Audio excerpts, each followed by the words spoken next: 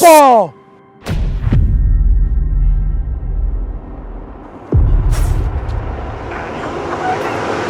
mo lórúkọ tèmi fẹ́ fọ́mọ yìí o. èmi ò ní kẹ́ má sọ mí lórúkọ tó bá wù yín o àmọ́ Ọ̀ṣúndàrẹ ní láti wà nínú orúkọ mi. ìkókó sọ̀rọ̀. Auntie. Gba ọmọ ẹ lọ́wọ́ mi. Don't stop that. Stop that. O jẹ́ gba ọmọ ẹ. Are you okay? What's that? O jẹ́ gba. Ọmọ yẹn ó fẹ́ mọyàn ló ṣe é sọ̀tọ̀ tó sọ fún lọ́yàn jèrè. Ẹ má kẹ́sì nínú. Ẹni sùúrù làgbàlagbà nílé yẹn gbọ́mọ ìjáde náà. Ọmọ lásán ọmọ burú ọkàn làbí bẹ́ẹ̀ bírò èyí méjì ó kọ̀ lọ́nà ńlá ọmọ lásán tó ń fa jọgọdì lẹ́sẹ̀ tó fẹ́ràn wàhálà. láwọn ìwọ tí wọ́n mi ní kọ́rọ̀ náà ò jẹ́ kàtàkàtà ní kọ́rọ̀ bẹ̀rẹ̀. Bàbá mi ò ní gbà. Láti inú oyún tó ti yọwọ́kọ́wọ́ ó tún délé ayé a máa disappear dọ́fẹ́rẹ́ bí ìjà tí ò kàn lọ́wọ́ kan lẹ́sẹ̀. Asọ́nilẹ́nu ọmọ lásán ó ń kó àwọn òbí ẹ̀ síta ní gbogbo gbà. Ẹ wo sinimá yìí kọjá àfẹnuro yẹn jọ ọmọ lásán làkọ́lé ẹ̀. mo kúkú ti dáríjì ẹ̀ tẹ́lẹ̀ àmọ́ tí n bá fi ẹ́ lẹ̀ láì jẹ̀yà kò ní kó àwọn tó kù bíi tiẹ̀ lọ́gbọ́n. Jọ Ọ̀ṣúndàrẹ jọ. It's a movie written and produced by Olatunji Balogun, directed by Tunde Olayisu, starring Kolawole Omara, Adekunle, Aluko Gold, Diva Gold, Obatide Kevin, Peju Johnson, Tunde Olayisu, Ope Okola, Adunni Tamotiye, Toyosi Akipelu, Wale the Boy, Jeremiah Heritage, Kayode Oluwapelumi Ọba Opo, Innocent Damilola, Tunde Adumade àti bẹ́ẹ̀ bẹ́ẹ̀ lọ. Nínú sinimá láìta àgbàkọ́lé ẹ̀ ní Ọmọ Lásán subtitled in English. Ó ti jáde from the stable of Olasco Films Nigeria Limited. Adéorí ọ̀kẹ́ òjò tẹ̀yẹkẹyẹ. Movie City Emi Arena Shopping Complex Bọ́ládé Oṣòdì Lagos. Àti ṣó ẹ̀ báyìí lórí Àpáta TV. Ẹ tún kojú lọ́nà sinimá láyìí ọmọ ìgboro. Ó ń bọ̀ lọ́nà dẹ̀dẹ̀. Ọmọ Lásán làkọ́lé ilé tó jáde yìí o. Iṣẹ́ bàbá iṣẹ́ ni. Àwòtún wò ní ẹgbà bẹ́ẹ̀. Olasco gbogbo igi tẹ́lẹ̀gbẹ̀dẹ̀ bá fọwọ́ bà. Dídùn ló ń dún. So ó sùn. No, ó sáré lọ jíṣẹ́ kan ni ó ń bọ̀. Ṣé dispatch rider ni? Dáre kí ló ṣe? Ọmọ mi hospital. ilé ẹni tẹ ẹgbẹ́ mi ṣé ò bí àmọ́kú ni ọ̀gá ẹgbẹ́ mi lẹ́jọ́.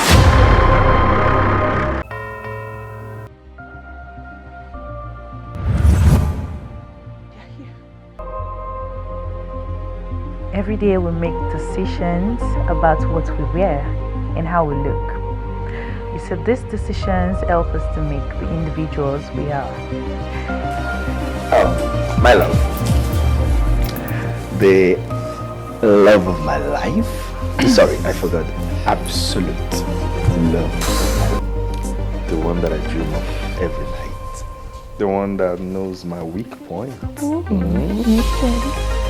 you can ask anything. No. You understand, right? You should listen to me. Passion. Listen to this over and over again. Emotion.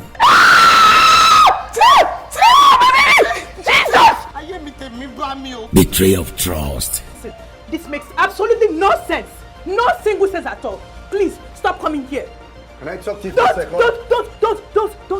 Don't try it. I'm trying to help you. Don't you dare! Atrocity. Calamity. Yes, this is the movie titled Trapped, from the stable of Olasco Films and Diva Gold. Trapped, a movie written and produced by Aluko Gold, Diva Gold, directed by Aziz Jadwade, packaged by Innocent Damilola, starring Aluko Gold, Diva Gold, Aziz Jadwade, Tunde Ademioye, Yetunde Odusi, Akim Ogara, and many more in this movie, Trapped, subtitled in English, now showing on Apata TV. Watch out for another fantastic movie titled Omoiboro. Trapped. Watch and be glad you did.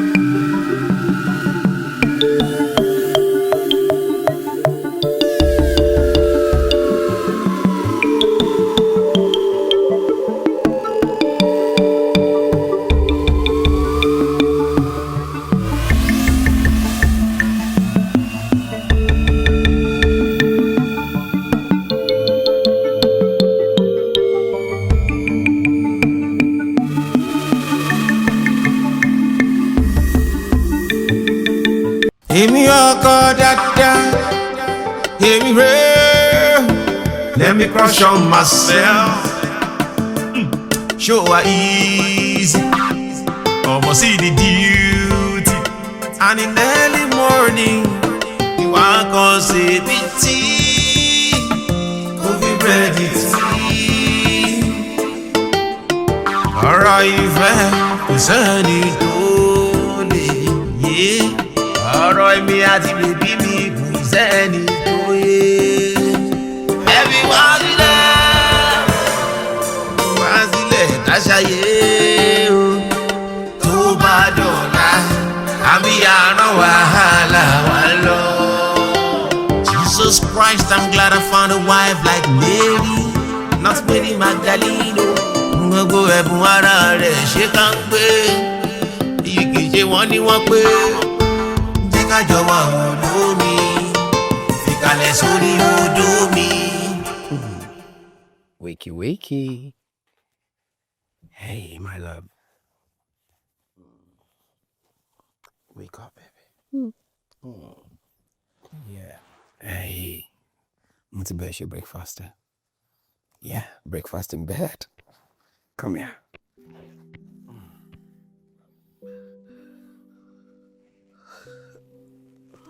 Good morning. Good morning, my love.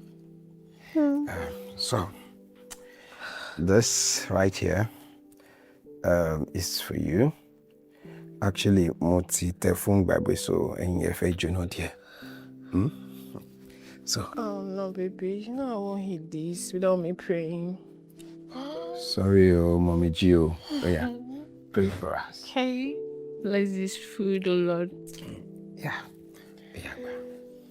Thank you. Hey, I wanna try. Me o jam to walk into. Maybe. What's in trial? Emi mo YouTube video. You maybe going yeah. Have a taste, Lord. No, it's all for you. It's all for you. Don't mess the phone up, okay? Baby. Yeah. I love you so much. I love you more. Emi oko dada, emi re. Let me crush on myself. Show her easy. Almost see the duty. And in early morning, you want to say tea. Coffee ready tea. Alright, kò sẹ́ni tó lè yé. Ọ̀rọ̀ èmi àti bèbí mi kò sẹ́ni tó yé. Everyone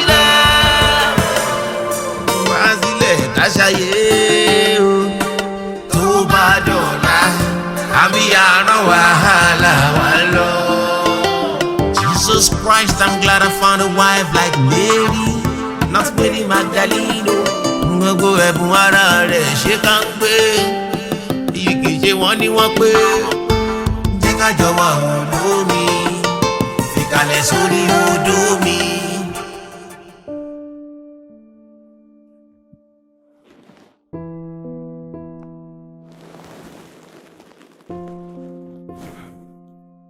Babe. Babe. Babe.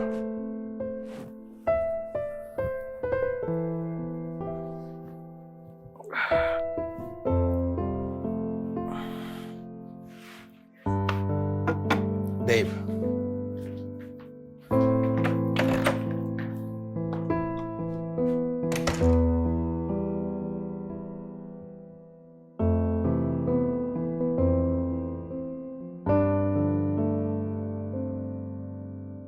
Yadura. Oh, baby. Mother in Israel. Ìbílò àjọ tí ń pray. Oh, God. Baby, ṣé kò ṣàríwọ̀ mi lójú ẹ̀ sìn? Ariwo ẹ jí mi kẹ́. No, èmi kọ́ dẹ̀ jí naturally ni. Nígbà tó jẹ́ pé mi náà ló ń pray fún. See, I'm super happy that I married right. Mo dúpẹ́ lọ́wọ́ Ọlọ́run pé mi ò marry wrong. Like you're my safe haven. Thank you for always getting my back. Yeah, always welcome, baby. I'm going to share the way I know so. So, I'm sorry. Máa bẹ̀rẹ̀ máa join ẹ̀ sí. Kò sí wàhálà. Má miss me jọ. Àdúrà àgbà. You know I love you again. Love you more, baby. Yeah, go. Sam's nunca. Baby, go. It's okay. All right, baby. It's fine. God, Olúwa, God, please bless my husband. Ọlọ́run máa bá mi ṣàánú fún. Olúwa máa bá mi pa àlọ́ àti àbọ̀ ẹ̀ mọ́. Baby, mo fún ẹ ló kọ báàgì lọ́wọ́ ni. Mo kórè tẹ̀lántà, àmọ́ iṣẹ́ ìgbọ̀nsẹ̀ ni a lè fi rán mọ́. Gbogbo nǹkan tó wà nù bẹ̀ pátá ìwọ ló ní. Oh, me ne? Yeah. Baby, new hair. Nice. Àwọn orí tó wọ́n lé mi tí lò kàn. Àwọn kọlọ. Baby, kiss me. Sorry, àràkún ni aṣọ gbági. Obìnrin tó bá ń ṣe déédéé, tó múnú ọkọ dùn, tó kọ bá decide láti spoil ẹ̀ kò lè wọ̀. Oh my goodness. Cheese. Oh my God, Givenchy. Yeah, I want you to smell good always. Baby. Yeah. Kí ni mo ṣe tí mo fi deserve àwọn kìíní? Well. Yeah. Oh my God. Okay. Hey. Mo mójú lọ sọ́jà. What's the thing? Anything for you. I just want you to be happy always. I love you so very much. I look Dio, Telvi, baby. Ọmọ kan tó ṣẹlẹ̀, mo ti dáná, but tí ní jump break. You know what? Let's go upstairs. I need to go and lay down on the bed so you can lay on me. Mi ò máa wá lókun àtagbára báyìí. Baby. Why? No any strength, no. Baby, you want strength though.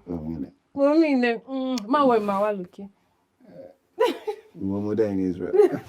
No, you need to keep my nǹkan tó tọ́ fọ́kọ mi. Right.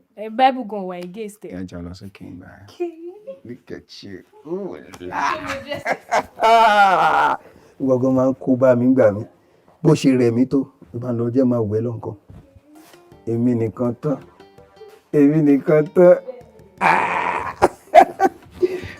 Okay, yeah. Ẹ wo orúkọ mi tí mo gbọ́ ló jẹun wá báyìí. Irọ́ wo ni ìyàwó mi pa fún yín o because mo mọ̀ kó máa ń parọ́ gan. Baby, mi ò parọ́ mi náà. Though evangelism mi ti tó yẹ kí n attend ní last week Sunday tí mo tètè kúrò ní church. So reason yẹn tó fi ní pé. Ẹ wo ẹ máa wo èmi mo fà o. Ó ní ibì kan tí mo pè fún ní pàjáwìrì. Òun ló fà tí ó fi wá. But mo fi ń dá yín lójú next time I will not hinder. Mi ò ní hinder. Ẹ má bínú. Not at all. Bínú rárá. Àwa wà ní neighborhood yìí ni la wò pé kò ní make sense pé àwa sádùúgbò yín, àwa kí ọ̀rẹ́ mi. Ẹ wo fún ilé ìtẹ̀ ṣe yìí. Mo fi ń dá yín lójú pé next time tó bá ní any program máa allow plus ẹ deserve transportation. Màá ra fuel fún yín 100,000 naira each ni màá sẹ́ǹsì. Ó pọ̀ ẹ ṣé gan ni. Ẹ ṣé gan ni sá. Ẹ ṣé adúpẹ́ gan ni. Ká má fọ̀rọ̀ lẹ̀ sọ̀rọ̀. Ẹ̀rí. Ṣé mo pé every Friday la máa ń ṣe a night with King of Kings, the Lord of Lords. Every Friday la máa ń ṣe. Ṣé máa jẹ́ kí ìyàwó yín wá ní Friday lè ẹjọ́? Àbí Uncle Fọlárìn ní aláwẹ̀ kò wá. Náà ni mo ń sọ. Ẹ kó lè mi ni máa bá set alarm. Jẹ́ gbogbo kíní ni ẹ jẹ́ ṣe fàájì. Ẹ jẹ́ ká gbàdúrà amúmẹ́rẹ́ nǹkan. Ní orúkọ Jésù, ní agbára ẹ̀jẹ̀ Jésù, bàbá wa tí ń bẹ lọ́run. Kábíyèsí bàbá. A dúpẹ́ lọ́wọ́ ẹ̀ fún tọkọ tìyàwó tó wà níwájú wa yìí. Olúwa o, àwa ń bẹ̀bẹ̀ ni. Ìfẹ́ tó wà láàrin wọn, ìfẹ́ àti ìbáṣepọ̀ tó wà láàrin wọn kò ní túká. Àmín Jésù. Èṣù bí ọ̀rẹ́, ọ̀rẹ́ bí èṣù, Málíkà. Tó fẹ́ dá àárín àwọn méjèèjì rú. Olúwa o, ẹ ní fún ṣe. Àmín Jésù. Ẹ ní fún ṣe. Ṣé wàá rí ọ̀rẹ́ mi yìí? Àfinú ṣoyún, àfẹ̀yìn gbọ́mọ. Àmín Jésù. Jésù Kristi. Ọkọ ọ̀rẹ́ mi tó wà níwájú mi. Gbogbo nǹkan tó bá ń dáwọ́ lé báyìí, ó máa yọrí sí rere. Contract lọ́tùn, lósì. Bó bá ṣe ń tọwọ́ bá pò báyìí, owó ni. Àmín. Owó ni. Àmín. Owó ni. Àmín. Àmín. 100k yẹn. Bàbá. Each ni o. Each. Ṣé ti pray tán ni abẹ tún ní? Màá tún add 50,000 mọ́. Ẹ ti sọ fọ́lọ́. Ẹ sọ fọ́lọ́run. Ọlọ́run, ó ṣe fẹ́ fún wa ní owó yìí. 100,000 naira. 150 akẹ́rì. Yóò ti di 150. Inú mi ń dùn ní. 150 each. Olúwa, owó tó máa rí ní ọ̀sẹ̀ yìí. Ọ̀sẹ̀ tá fẹ́ wọ̀ yìí. Kọ́ má lè rò rárá. Kọ́ má lè. Ẹ má bínú. Mo gbàgbọ́ lẹ́ni pé wo di dẹni. Bó ṣe mọ̀ nǹkan mo expect owó lọ́sẹ̀ kò yé mi. Contract mo sọ fún yẹn ọ̀sẹ̀ ló fẹ́ tó. Màá ṣe 200 each. Ọ̀rọ̀ ìfẹ́ kò sẹ́ni tó lè yé. Ọ̀rọ̀ èmi àti bèbí mi kò sẹ́ni tó yé. Everyone sílẹ̀ ká ṣayé o. Tó bá dọ̀la àmì àrán wàhálà wà lọ. Jesus Christ, I'm glad I found a wife like Mary, not Mary Magdalene. Gbogbo ẹ̀bùn ara rẹ̀ ṣe ká ń gbé. Iyì kìí ṣe wọ́n ní wọ́n pé. Jẹ́ ká jọ wà odò mi, fìkàlẹ̀ sórí odò mi.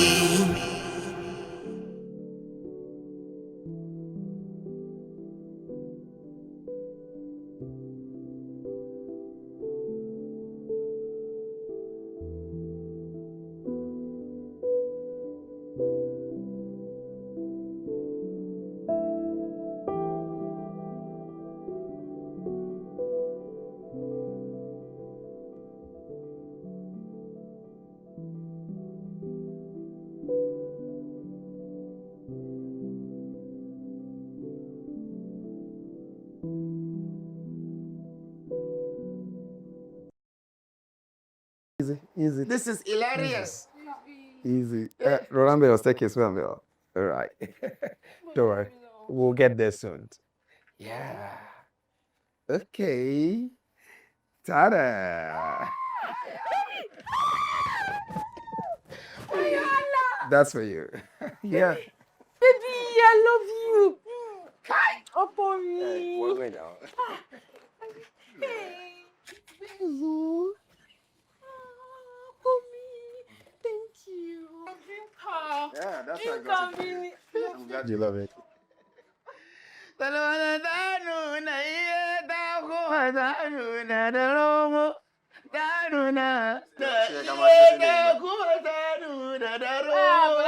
Ẹ ṣé ẹ ń bá wa yọ̀ ni àbí ẹ ń kọrin ìbànújẹ́? Ètò lẹ́yìn èmi kò tiẹ̀ èmi akọ orin ọpẹ́ fún ìwé ni mọ̀nà. Akọ mà bínú. Ọ̀gá kò gbọ́ Hausa kó. Èmi akọ ti Yoruba wa.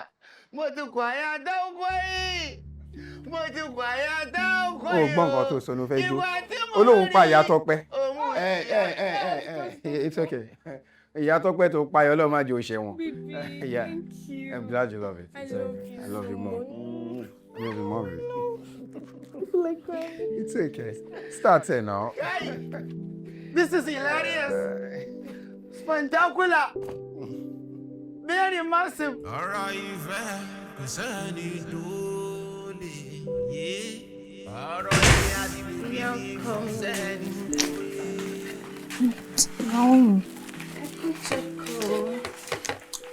Èmi nìyẹn. I'm sure okay now. Sure? Of course, yes. Sure okay. I'm later, right? I'm later. Okay. Sure. Ìyá ọkọ mi, ilé ìtàrí ilé nìyí. Gbogbo fàájì mi lèmi fẹ́ ṣe fún yín o, torí mo pé lẹ́yìn ní ìka tó tún rin yín. A máa kọ lẹ́tà sí local government, wọ́n máa approve ẹ̀ báyìí. Kẹ́ tó wà ní. Lóde, ẹ ti wá sọ mí lẹ́nu nìyẹn. Wá lè tó yàn, kẹ́tẹ̀ máa wo ọ̀dọ̀ ẹ̀yin àti ẹ̀gbọ́n mi lọ́kàn mi máa ń wà. Bẹ́ẹ̀ ni, ẹ̀yin náà dẹ̀ mọ̀ pé project mo ń ṣe lọ́wọ́ kò lè jẹ́ kí n máa move from one place to another. Torí ẹ̀ ní ṣẹ́ bọ̀. Ohun tó èmi kàn ń put legs in ẹ̀gbọ́n yìí máa ń sọ fún mi pé ẹ busy in school lọ́tọ̀. Okay. Ìgbà tí mo dé lẹ́ẹ̀kan mo rí pé ẹ̀ ń parọ́ fún mi pé bọ́dà mi ò sí nílé ni. Torí ìgbà tí mo dé ta mọ́tò méjì ni mo rí ńbẹ̀. Well, mọ́tò tẹ̀rí tó jẹ́ lẹ́ẹ̀kejì yẹn ọkọ mi ló rà fún mi o. Wow. Congratulations. Thank you. Nice one. Yes, ẹ̀yin lẹ ń gbádùn o. Ó yẹ kẹ́ ti mọ̀ ọkọ mi ó máa ń surprise mi ni like without me knowing. Mọ́tò yẹn bí ìgbà wo ló rà fún yẹn? 3 days ago. 3 days ago. That should be April 17. Yeah. But mo rò pé January ni birthday yín. Sherry, ọkọ mi yẹn, he is full of surprises. Like, kò sí nǹkan tí ó máa surprise mi ni, òun náà mo ti ń sọ. Reason tí mo ṣe máa ń pè ní àṣeyọ̀wò.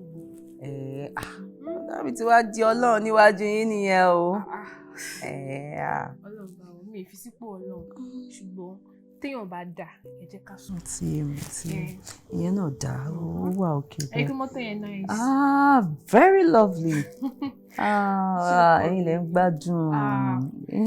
Mo lucky láti meet o. Èèyàn ni bọ̀dá mi. Ìyá ọkọ mi. Ìyàwó mi. Ó jẹ́ nǹkan tí mo sọ.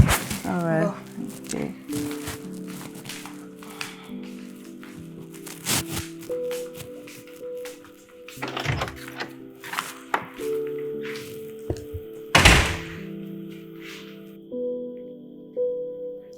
Hello? Bọ́lámi, ẹ káàsán, ṣé wà? Ẹ jọ̀ọ́, mo need favour kan lọ́wọ́ yín ni. Mo need the 150,000 naira fún kan. They were very, very, very important kan. Ẹ̀wọ̀ inú mi máa dùn tẹ́ bá lè bá mi rí 150,000. Ẹ jọ̀ọ́.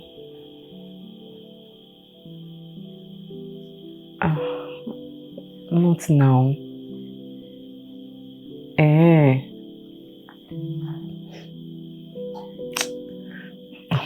Okay. What's it going? All right, so that one.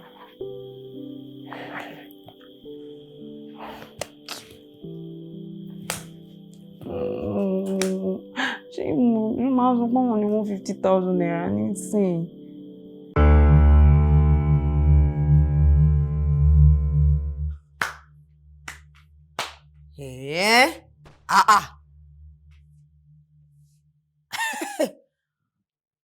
Ó ga o.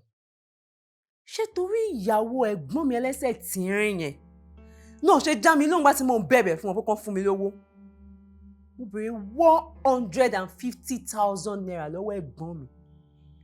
Mo sì ń béèrè for days. Agídí náà fi fún mi ní 80,000 naira. Wọ́n wá ṣetán. Wọ́n lọ kó millions of naira. Wọ́n lọ fi ra mọ́tò fún girl yẹn. Bùdá mi. Àdẹ̀jọ sọ báyìí o. Ọmọ tó bá ní ìyá òun ní sùn. Òun gan mà ní lójú oorun. Bùdá mi. Ẹ̀yin wá ń ṣe bálabàla. Bí bẹ́ẹ̀tì ẹlẹ́rọ. Ẹ wá ń treat èmi anyhow. Kò sí wàhálà. Ẹ wá ń ṣòṣì bí ẹran aṣẹ́wó.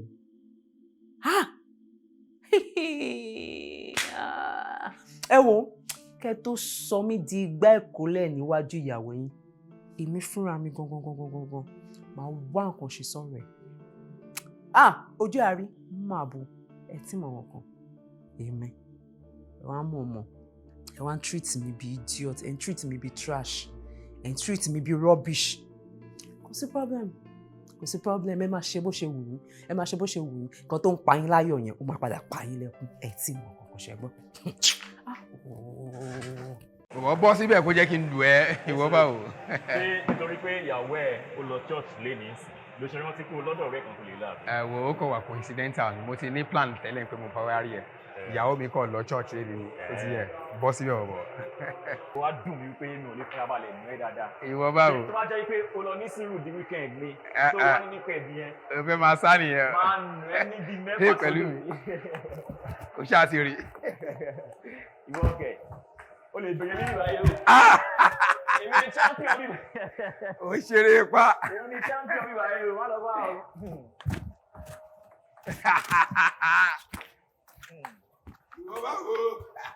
Sori ó ní àwọn aláyé nìkan wọn gbé sí Nàìjíríà báyẹn èmi máa ń gbọ́mọ fún wọn àwọn tó máa ń ṣe ìgbébẹ̀rẹ̀ èèyàn náà àwọn tó máa ń kí wọ́n délẹ̀ Dúró ṣé ayé foreign la máa pè yẹn ní àbáyé orí omi. Premium enjoyment wọ́n pè é.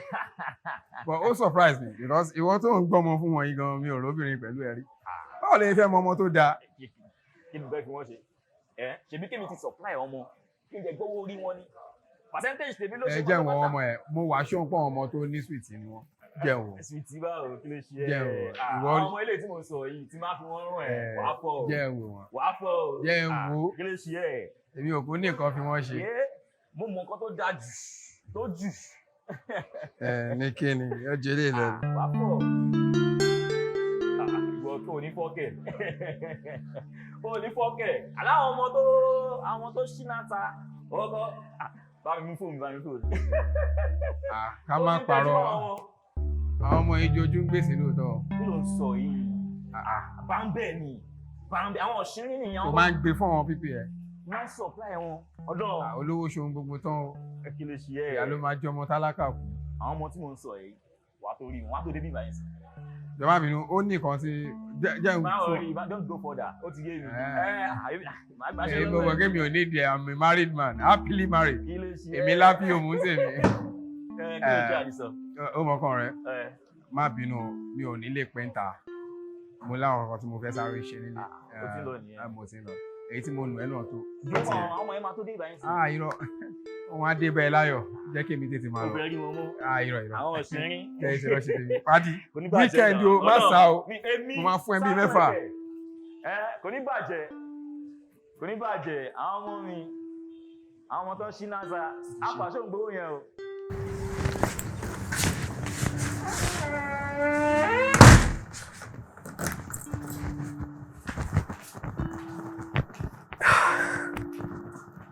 Baby.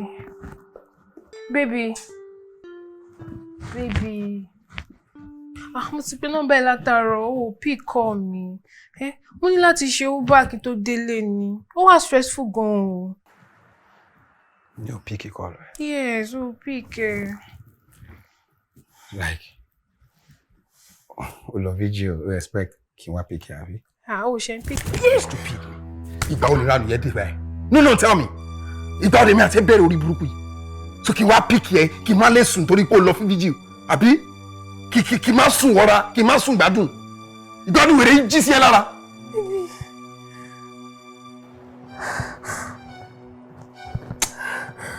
Àmúnú bí mi o. Wọ́n mú ló mọ vigil òfò tó lọ. Pain in my heart. He slapped me. Kí ni mo ṣe? In my heart. Ta ló mọ bó ṣe dùn mí tó? Ta ló mọ bó ṣe dùn mí tó nílé ayé?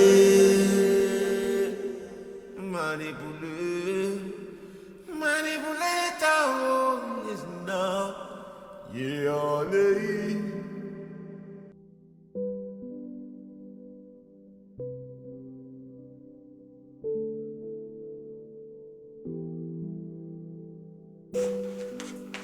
Mi ò mọ nǹkan tó balẹ̀ mi tí mo fi gbọ́wọ́ sókè gba ẹ létí. Mo believe pé ṣe èṣù ni, n kò fẹ́ ráàrin wa ni. Say, I love you so much. And I won't willingly want to inflict pain on my woman. Please forgive me. I'm deeply sorry. I'm so sorry, my love. You love me, right? And you don't remember that before raising your hands on me. Ṣé kò tí mo sọ pọ̀ jù ní mi lọ ni? Ó dẹ̀ mọ̀ anytime tí mi bá ti gbé mọ́tò lọ church bẹ́ẹ̀ ìwọ ló máa wá ń pick me. Ibi tó máa ti mọ̀ pé ṣe èṣù nìyẹn. Ìwọ náà mọ̀ nǹkan tó sọ. Èṣù kò fẹ́ ráàrin wa ni. Jọ̀ọ́ má jẹ́ àgbèṣù láyé. Má bínú. Jọ̀ọ́. Ṣé o bínú sí mi mọ́? Are you sure? Yes, trust me. Ọkọ, jẹ́ kí n fi ẹ́ sílẹ̀ kó sùn fídíò. Ìyá tó bá jí a lè hang out ká lọ ṣe weekend. Don't take me out. Yeah, anything that makes my woman happy. Oh, they are coming over. Ṣé ká plan hang out once in by weekend láwa? Ready. Good. Ṣé nǹkan tó máa ṣẹlẹ̀ ní wípé a máa jọ lọ wẹ̀ ni. Mo kò ti tọ́jọ́ mẹ́ta kan tí mi àti ẹ ti wẹ̀ pọ̀. I love you. I'm not ready for that. Toshe basha jabo wa ba mi mo. No, Joe, any Toshe ba jabo lo we lo ma mo ko. Ti gbon jere lo. Ya jalo we.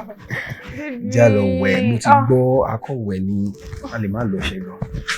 Baby. Ìfẹ́ ló ṣe mí báyìí kì í ṣẹjọ́ mi o.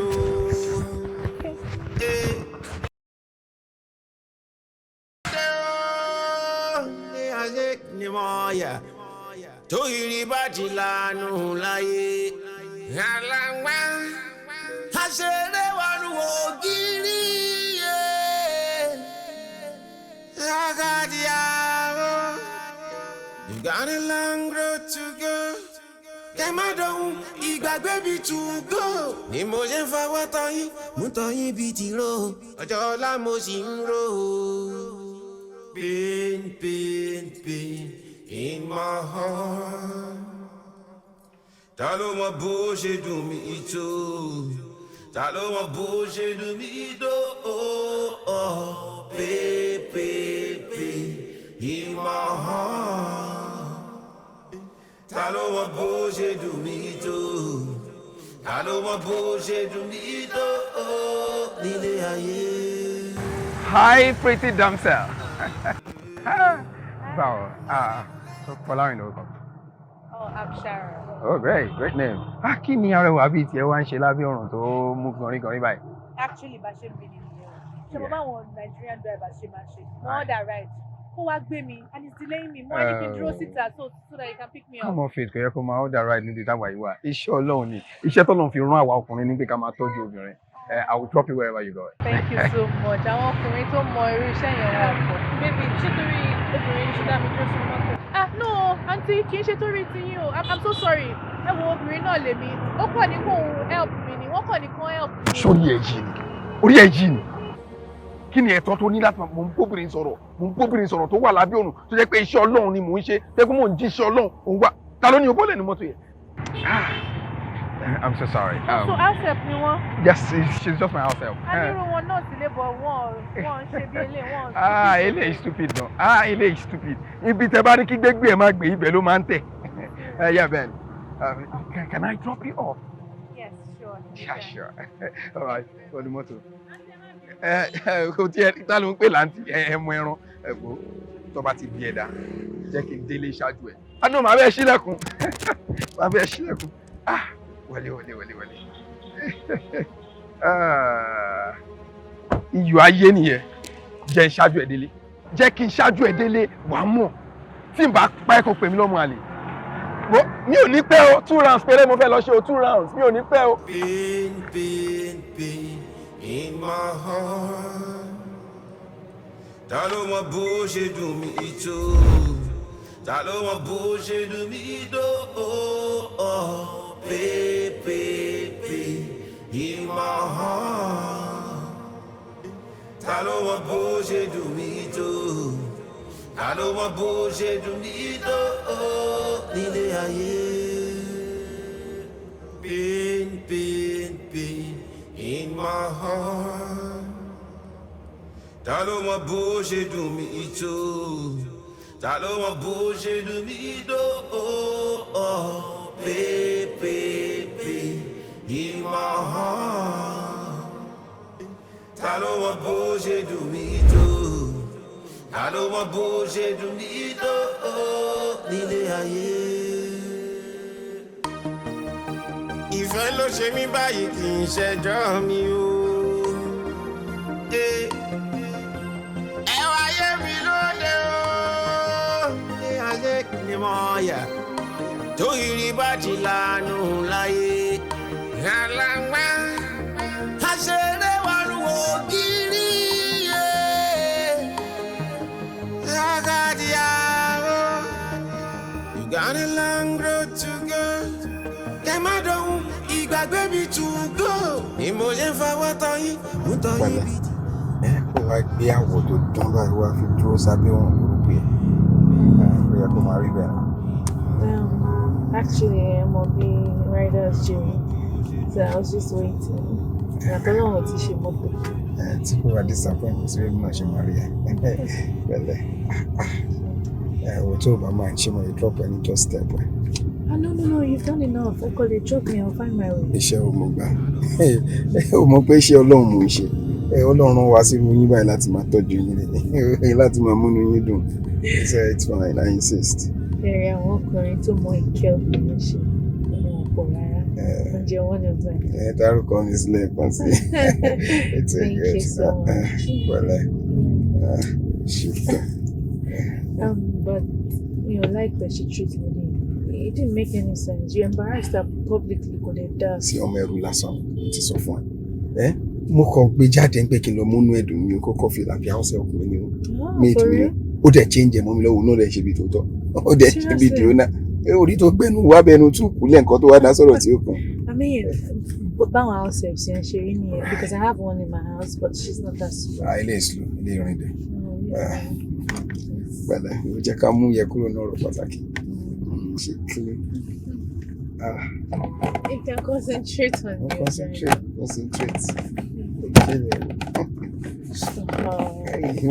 Go feel more shape. Only commit to it. Share. Yeah. That's one rocking it. It's a back of contour. Oh, it's fine. No rush. I'll do that in the step one of the way I'm going to take my pattern here. That's fine. It's okay. Thank you. And so much do you mean? I take right. Oh, that's okay. That's okay.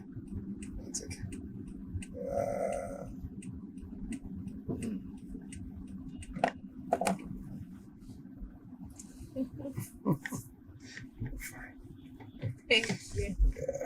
Right, Ìfẹ́ ló ṣe mí báyìí kì í ṣẹjọ́ mi o. Ẹ wáyé mi lóde o.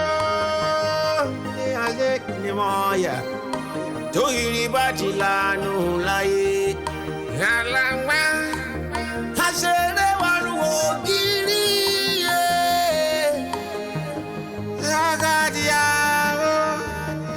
You got a long road to go. Ìgbàgbé bí to go. Ni mo ṣe ń fọwọ́ tọ́yìn, mo tọ́yìn bí ti ro.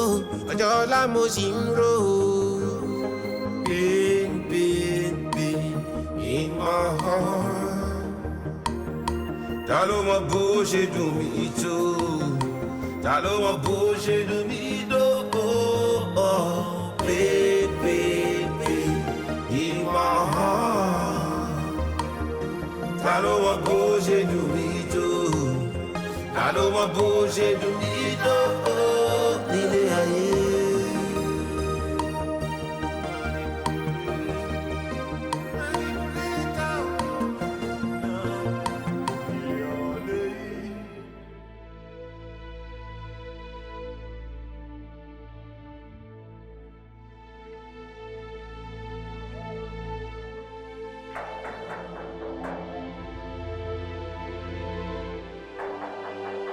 Now who?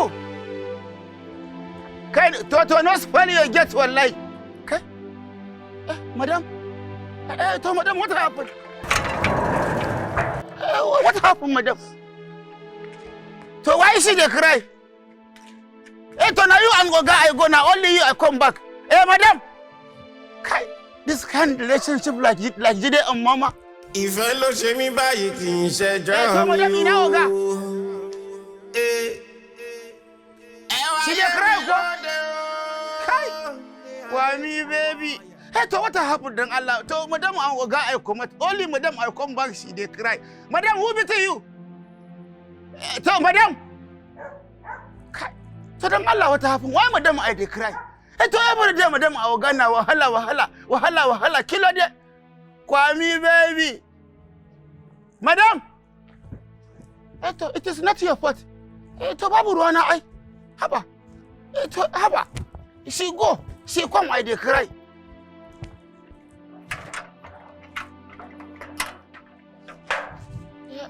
Babu da moi. Kwami, baby. Even though be you. Kai.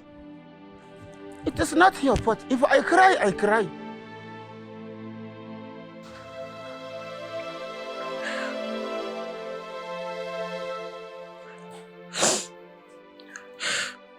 Why did you send me 2 million naira? I felt it was a better way to say I'm sorry. I'm happy no pẹ̀lú wa tí mo wò. As a matter of fact, mi ò ní mọ nǹkan tó bá lé mi. Mo ti rìn jìnnà kí Yèmí tó sọ pé mo já ìyàwó mi sẹ́yìn. Ẹgbẹ́ burúkú má ṣàǹfààní ọmọ yẹn gan ló ń jẹ́ kí n mọ̀ pé mo pè é ní so many derogative names bí ọmọ ọ̀dọ̀, ẹrú nǹkan kan. I was wondering how could I have been so gullible, so stupid to call my wife, my lovely wife, such names. Like, you opened your mouth and called me Omodo. Iṣẹ́ èṣù ni. See, babe, èṣù ni. Èṣù ń try láti wárin wa ni. Èṣù pẹ̀lú àwọn ọmọ ogun ẹ̀ pẹ̀lú àwọn iṣẹ́ ọwọ́ ẹ̀ ni. We wrestle not against flesh and blood, but principality and power and rulers of darkness in high places. Bíbélì fìdí ẹ̀ múlẹ̀. Èṣù fẹ́ ra àwọn nínú ilé dùn pé spiritual woman ni mo fẹ́. I understand. Because embarrassment here ti pọ̀ jù níta gbangba. Èṣù ló fẹ́ láàrin wa ni. Èṣù onílé máa rìn kiri bí ìgbóná ni. Ti yé mi. Èmi náà ní lajú mi lẹ̀ kí marriage mi bàjẹ́. As it is now, I think I need to go on fasting and prayer for 3 days. Good.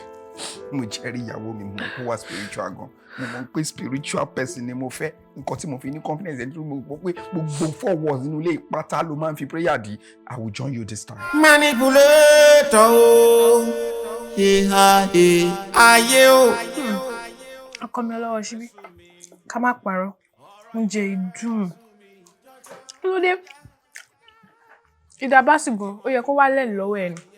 We are just too good. Pé dín àwọn yẹn. So ìyàwó rẹ̀ ni. Kí ló dé?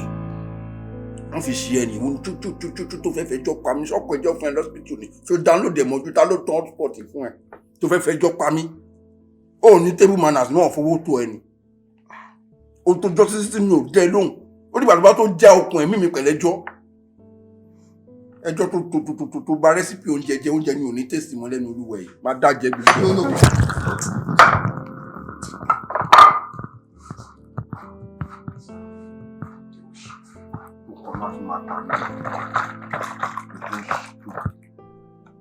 Màá la àmàlà mọ́ ẹ lójú tó bá wò mí. Màá fi rẹ́ ojú ẹ̀. Mo rò pé ó wọ wèrè díẹ̀ ni. Ìrandíran ẹ ló ro oúnjẹ síbẹ̀ wo bóyá ewu ẹran sínú abọ́ ó gbọ́jọ́ kú ni. Ọ̀dẹ̀.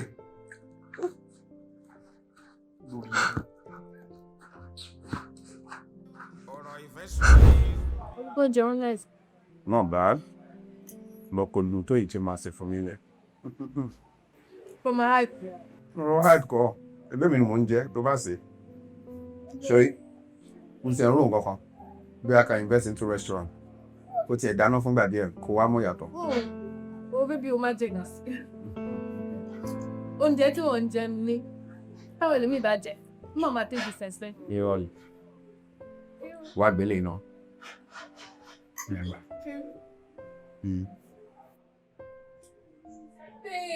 Ó lè jẹ́rí mi kóró ojú máa fà ìjẹ pàdé ẹ̀ tó sí lọ́rọ̀ ẹ̀. Wọ́n ń lo báwo rẹ̀ máa ṣe. Irọ́ ni. Ó mọ̀ kan. Ẹran ló wù mí fún ẹ. Ẹran. Ìgbà ẹran. Ẹran gbọ̀ngbọ̀n. Lásìkò fún mi. Ayé ni lọ́mọ. Adọ́rùn mọ́tọ́ ni. Wo sórí oúnjẹ tó jẹ́ kí n lose kí n waste lálẹ́ ìyà jẹ wàá gba biribiri ọ̀sẹ̀ kan tó ní jẹun nílé yìí ṣolóòjó olórí burúkú ọmọ ni wèrè gbogbo ṣe rí orí bí orí àparò sọ̀rọ̀ ṣèjìká bí áńgà ibo gbégbòrò owó ojú omi ẹlẹ́jọ́ wẹ́wẹ́ ọmọ lábẹ́rẹ́ ẹjọ́ labí wèrè jẹ́ ẹ̀rọ wọn lẹ́sẹ̀ ṣoṣooṣù ẹ̀kọ́ wáyé wálé máa ta abẹ́rẹ́ bọ̀ di wọn tó máa bẹ́ dànù ni ọmọ yẹn ń fìdí ṣe evangelism ẹ ya wèrè pọ̀. Jehovah, Jésù Kristi, Michael mímọ́, Olúwa ta lẹni tó wà nínú òkùnkùn tó ń tàfà sínú ìmọ́lẹ̀ marriage mi. Olúwa ta lẹni tó wà nínú òkùnkùn tó ń tàfà sí ìmọ́lẹ̀ marriage mi. Tó sọ pé kí n jà láàárọ̀, ìjà lọ́sàn-án, ìjà lálẹ́. Tó ní kí marriage mi má dúró. Olúwa irú ẹni bẹ́ẹ̀ ní orúkọ Jésù. Inú ẹ̀mí mímọ́ o. Ó yá lọ bá mi tó wà. Ní orúkọ Jésù marriage mi dọwọ́ yín. Olúwa má jẹ́ rogun divorce.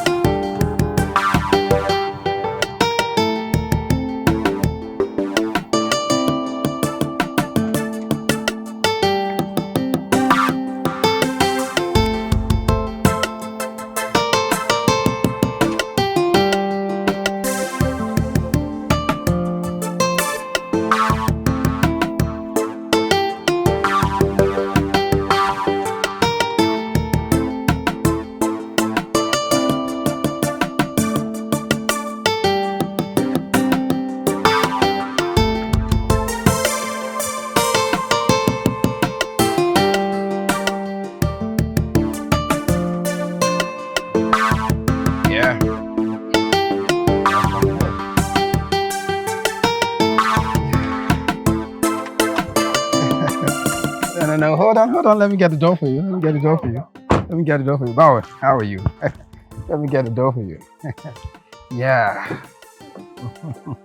You're welcome. Perfect. Thank you. That's right. Bamishenye, open that door. Come here. Get in. Go sit down. Don't come to my door. Irọ́. Iṣẹ́ ìgbọ̀nsẹ̀ ni kò ṣe fi rọmọ.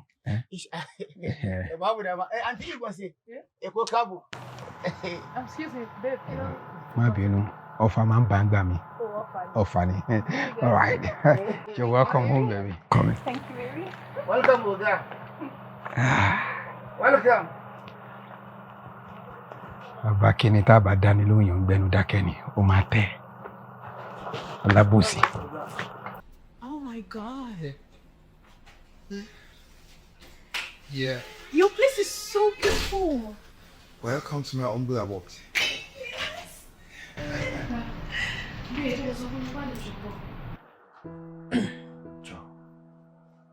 Wèrè ń ṣe ẹni àbó ṣe èrè. Ṣé ilé ìjọ àlejò lójú ẹ̀? O fẹ́ sọ pé ò dá mọ̀. Baby? Yeah, baby. Mo rò pé o sọ pé ọmọ ọ̀dọ̀ ẹni. So why is she speaking to you in that manner? Okay, babe. Ọmọ ọ̀dọ̀ ni ọmọ tó kó wá balẹ̀ jẹ́ ni. Ọmọ ọ̀dọ̀ ló dẹ̀ ni bó ṣe jẹ́.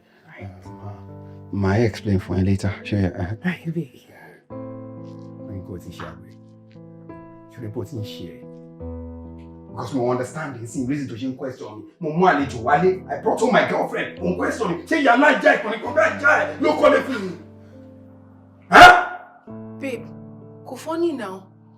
O gbé obìnrin wá ká mi mọ́lé ní matrimonial home wa. Mo ti di comedian. Kò funny àrí. Ṣé comedy yẹn àrí? Ṣé comedy yẹn àrí? Mo ti ṣe comedy bẹ́ẹ̀ yà àrí? This is unfair. Now listen. She's my girlfriend. And she's here to spend the weekend and that's on period. So what be here that could love me for? Sweetheart. Yes. I'm so sorry. It's one of those things. Right. May I show you to your room? Yes. Right. Fi wèrè lẹ̀ o. Kí o ṣòkú yẹ bó bá ṣe wọ́n.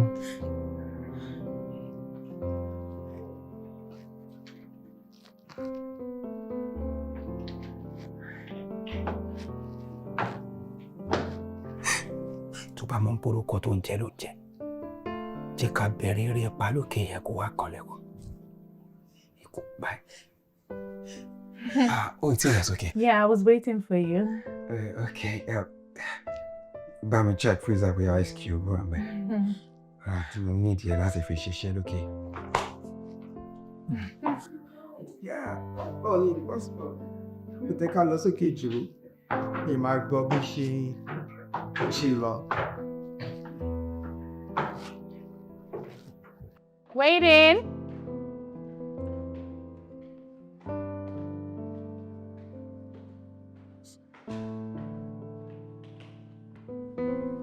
Joshua ló mi tútù mu fídì ṣá. Ọ̀rọ̀ ìfẹ́ kò sẹ́ni tó lè yé. ọ̀rọ̀ èmi àti bèbí mi kò sẹ́ni tó yé. Everyone sílẹ̀ ká ṣayé o. Tó bá dọ̀la àmì àrán wàhálà wà lọ.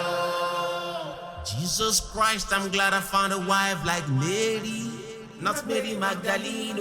Gbogbo ẹ̀bùn ara rẹ̀ ṣe ká ń gbé. Iyì kìí ṣe wọ́n ní wọ́n pé. Jẹ́ ká jọ wà odò mi, fìkàlẹ̀ sórí odò mi.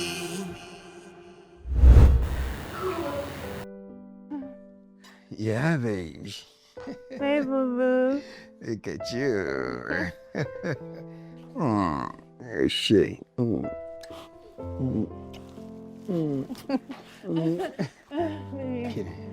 Ebi ń pa mí.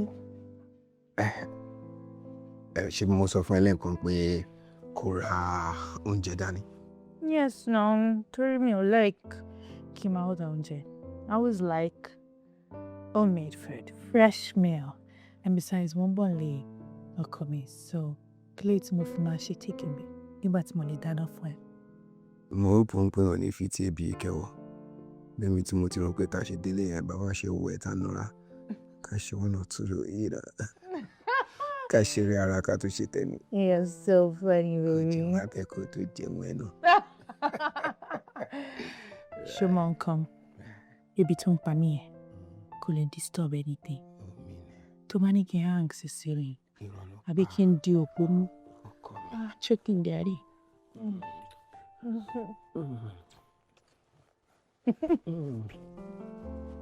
Lo condom now. Ìfẹ́ ló ṣe mí báyìí kì í ṣẹjọ́ mi o. Ẹ wáyé mi lóde o. Ní ayé ni mo yà. Tó ìrì bá ti lànà láyé. Àlàǹgbá àṣẹrẹ́ wà nù ògiri. Àgàdì àwọn. Jọ, àwọn ẹ̀rọ abọ́ ìdọ̀tí tó kó jọ síbẹ̀ yẹn. Ṣó that time tó fẹ́ fọ̀ ni? I mean, ṣó ní specific time tó fẹ́ fọ̀?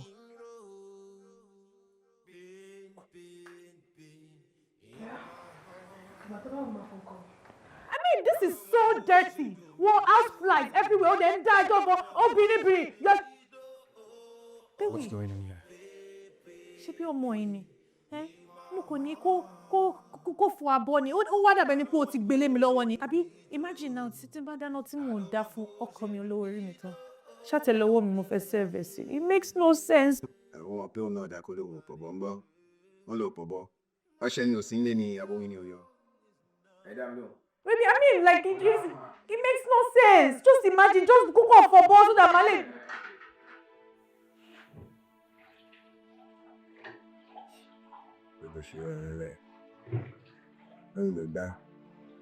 Make sure kó fọ kó mọ́. Baby, o rí pé white ọrùn ẹ̀gbọ́n ti di off-white. O sọ́lẹ̀ nǹkan mo gbé ọmọ ṣe bí ẹni ò gbọ́ ni. Ó ti yẹ. Ǹjẹ́ mímú dáadáa?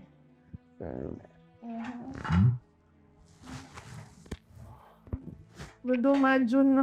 Má jọ jóná kì í ṣe bẹ́ẹ̀.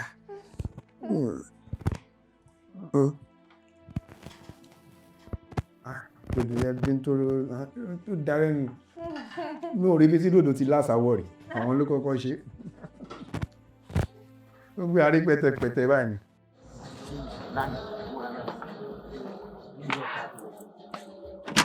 Tẹ́lẹ̀.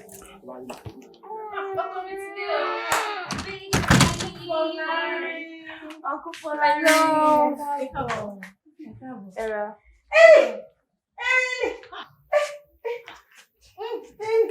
Ó ti sọ̀kalẹ̀. My friend. Uncle Olaniyan, àwọn ọmọ mi ìwọ̀n kan sí. Ogun accident. Ikú òjijì. Mo rò pé ojú ìran yín fẹ́ fọ́. Mo rò parí ayé ìran yín fẹ́ yẹ̀. Michael wèrè wò ló pé o fẹ́ kí dá Michael kó wọ ẹnu ẹ sẹ́gbẹ̀ẹ́. O fẹ́ kẹ́nu ẹ wọ wì. O ń pe Michael lórí irọ́. Abẹ́ ìjà wèrè ni. Ẹ dúró ṣe kankan ilé tí yóò kí n ta yín di tẹ́ fi ń rìn ṣoṣooṣo tẹ́ fi ń tójú bọlé onílé kiri ni. Hey, they calm down. Go for line. pé ṣé wo wà yìí à ń gbẹ̀wọ̀ lọ́jọ́ méje. In fact àwọn funfun ni so ní ló pé ọjọ́. Ẹ kú ebi o ẹ kú ebi o ẹ máa kú ebi o. Ẹ kí ló dé tẹ fi ń wọ ẹnu sí wa náà ẹ tí ẹ farabalẹ̀ ní sùn. Calm down náà. Ọlọ́run lówó wá sí yìí. Ìwọ tí ẹ ti ń jarúgbó náà nígbà tẹ bá darúgbó ọ̀sán gan ẹ mọ̀ pé àgbà dànù lẹ́ ń gbà ẹ̀yin ò lè gbàwẹ̀ máa fọwọ́ ṣàṣeré o mọ̀ pé wọ́n ti fẹ́ evaporate má wọ̀rì sórí tí bá lọ sókè tí mo padà dé sálẹ̀ tí mo sì bá wọn bí wọ́n dà sùn nìyẹn ẹran àpàlà.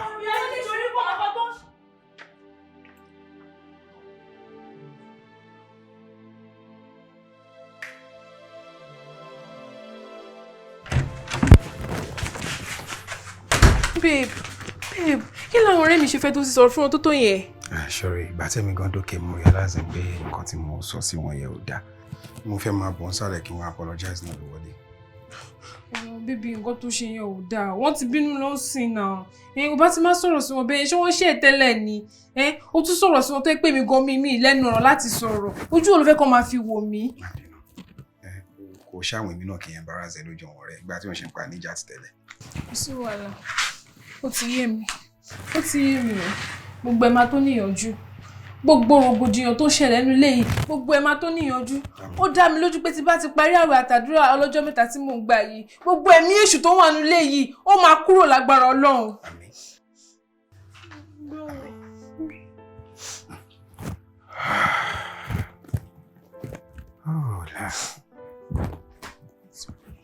Ní orúkọ Jésù, gbogbo ogun èṣù nínú márèjì mi, ní orúkọ Jésù Olúwa ẹ bá mi bíwó. Ní orúkọ Jésù tá bá rí ẹnikẹ́ni tó wà nínú òkùnkùn tó tàfà sínú ìmọ́lẹ̀ márèjì mi, ní orúkọ Jésù Olúwa ẹ bá mi ṣẹ́ ogun náà. Ní orúkọ Jésù, gbogbo ogun tó ń ja márèjì mi tí ò jẹ́ kí márèjì mi lójútùú, gbogbo ogun gbà sí lọ́la gbò sí lónìí, ní orúkọ Jésù nínú márèjì mi, Olúwa ẹ bá mi bàjẹ́, Olúwa ẹ bàjẹ́, Olúwa ẹ bàjẹ́. Olúwa mo fẹ́ kí ìwọ Ọlọ́run ra ìgbà padà, ìgbà tó ń dùn Olúwa jẹ́ kó padà, ìgbà náà mo fẹ́ nínú márèjì mi, Olúwa jẹ́ kó ṣeéṣe. Gbogbo ogun èṣù nínú márèjì mi ní orúkọ Jésù, Olúwa mo tọrọ mo bẹ̀bẹ̀, gbogbo ogun èṣù, Olúwa ẹ bá mi ṣe, Olúwa ẹ bá mi ṣe. Jésù Olúwa wa. Àmín, àmín, àmín lórúkọ Jésù. Hallelujah, hallelujah, hallelujah, hallelujah, hallelujah, hallelujah, hallelujah. Hosanna, Hosanna, Hosanna, Hosanna, Hosanna, Hosanna, Hosanna. Ebenezer, Ebenezer, Ebenezer, Ebenezer, Ebenezer, Ebenezer, Ebenezer, Ebenezer, Ebenezer, Ebenezer, Ebenezer, Ebenezer. Ògo ni fún Jésù lókè ọ̀run. Iye tẹ́ gbà náà tó. Bẹ́ẹ̀ ni, ọ̀rẹ́ bàbá yín. Mo fẹ́ tọ́ bá dànù. Michael, Jésù Kristi. Kí ló ṣe Michael? Fílẹ̀ ń bi tó wà lọ́rùn. Má pè sọ̀rọ̀ wa ọ̀rọ̀ ọlọ́kọ láyà lélẹ́yìí mo fẹ́ tọ́ bá dànù ni. Bébí má ṣe bẹ́ẹ̀. Fi bẹ̀rẹ̀. Ṣé mo pé mo wà nù mo ń gbàwẹ̀, mo wà nù àwẹ̀, kò ní dá ká máa ṣe nǹkan ẹ̀gbin. Mo wà nínú mímọ́. So àwẹ̀ ló máa jẹ́ kó deprive ọkọ ẹ ní ẹ̀tọ́ ẹ̀ is marital right. Portion olúwa nù Bible pé tó bá ń gbàwẹ̀ o gbọ́dọ̀ ní sex. Chapter olúwa nù Bible pé tíyàwó ilé tí wọ́n fẹ́ ní ṣùlọ́kà tó bá ti ń gbàwẹ̀ kó má ṣe pẹ̀lú ọkọ ẹ̀. Mo gbọ́dọ̀ rẹ̀. Wọ́n fi sí gbàwẹ̀. Kò yé mi ní bóyá kò kó tiẹ̀ fún mi àmọ́ pé mi ò lọ Bible school. Tí wọ́n bá ti ń gbàwẹ̀ èèyàn ní láti sá fún àwọn nǹkan ìdọ̀tí. Anyways, májẹ̀mú mi lé mi kì yóò dà bẹ́ẹ̀ ni èmi kì yóò rí ohun tí ó ti ètè mi jáde padà. Yes o. Jésù sì wọ́n ó sì sọ fún wọn wípé gbogbo agbára ilé ọ̀run àti ilé ayé ni a fi fún mi mọ́ Bible. I know your work, though you have a little strength, so I kept before you an open door which no man can shut. Bible verse kan náà ni. Lean not on your own understanding, acknowledge him, he will make your path straight. Èwo ló fẹ́. And now this three remains, faith, hope and love, for the greatest of this is love. Mo Bíbélì kò sí portion kan tó sọ̀rọ̀ pé kò máa ní fún pẹ̀lú ọkọ ẹ̀. Fọlárin má jẹ́ kí èṣù lù ẹ́, má jẹ́ kí èṣù lù ẹ́, jẹ́ n parí àwẹ̀ yìí ọ̀la àárọ̀ ọ̀la mo ti no kì í ṣe èṣù bọ̀ àárọ̀ ọ̀la máa fún ẹ ṣe bọ́ alẹ́ yìí fi yá mi. Bọ́ síbẹ̀. Ọkọ mi. Má rèpù ẹ o. Ọkọ mi má ṣe bẹ́ẹ̀, má ṣe bẹ́ẹ̀. Má fipá bẹ́ẹ̀ lò pọ̀ o. Má ṣe bẹ́ẹ̀. Mo máa rèpù ẹ o, tí má dẹ̀ rèpù ẹ wá ní tiẹ̀ o. Ọ̀la. Èmi ló ń dọ̀là fún. Ò ń dájọ́ fún mi. Ò ń dájọ́ fún mi. Má jẹ́ kí èṣù lù ẹ́ Fọlárin, má jẹ́ kí èṣù lù ẹ́. Tó bá fẹ́ ní wait. Did you just refer to me as èṣù? No, mo ní kó má jẹ́ kí èṣù lù ẹ́. Má jẹ́ kí èṣù lù ẹ́. Possible. Fọlárin mo wà nínú ìyàsí mímọ́ Fọlárin. Dichamu. Fọlárin mo wà nínú ìyàsí mímọ́. Fọlárin má ṣe bẹ́ẹ̀, mo fọlọ́run bẹ́ẹ̀, má ṣe bẹ́ẹ̀. Dichamu. Fọlárin. Fọlárin! ní ojú tí àmú orí ẹ̀ yìí. Ẹ̀yin àna mi, kí ló dé lórí ọ̀rọ̀ kékeré lẹ wá stress ara yín tẹ̀ ń wá mi bọ̀ nílé? Ní àti ẹ̀ ti parí ọ̀rọ̀. Bàbá kọ́ mi, ṣe mọ̀ pàtìpàtì ìyá ẹ̀ ti kú, àwa la kù fún bí ìyá. Àwọn dẹ̀ ní ká ṣe kí ni ká pa kìtìyàn tiwa náà gẹ́gẹ́ bí abiyamọ ta jẹ́. Bẹ́ẹ̀ni. Àti ẹ̀ ti settle. Mo love ìyàwó mi gan ni o. Ó wẹ́ pé ẹ̀kọ́ nǹkan mi ò mọ̀ bóyá ẹ̀gùn ni kí n pè ní bóyá sásì ní àbídì kí ni ẹ̀kọ́ máa gùn mí ni màá dẹ̀ misbehave. Àbúrò mi, ṣe fẹ́ gbọ́, má sunkún mọ́ ṣùgbọ́n iṣẹ́ èṣù ni o. Bẹ́ẹ̀ni. Èṣù ni o, èṣù like marriage o. Bẹ́ẹ̀ni. Wá jẹ́ sọ fún ẹ, ṣáà calm down, gbogbo ẹ máa dá.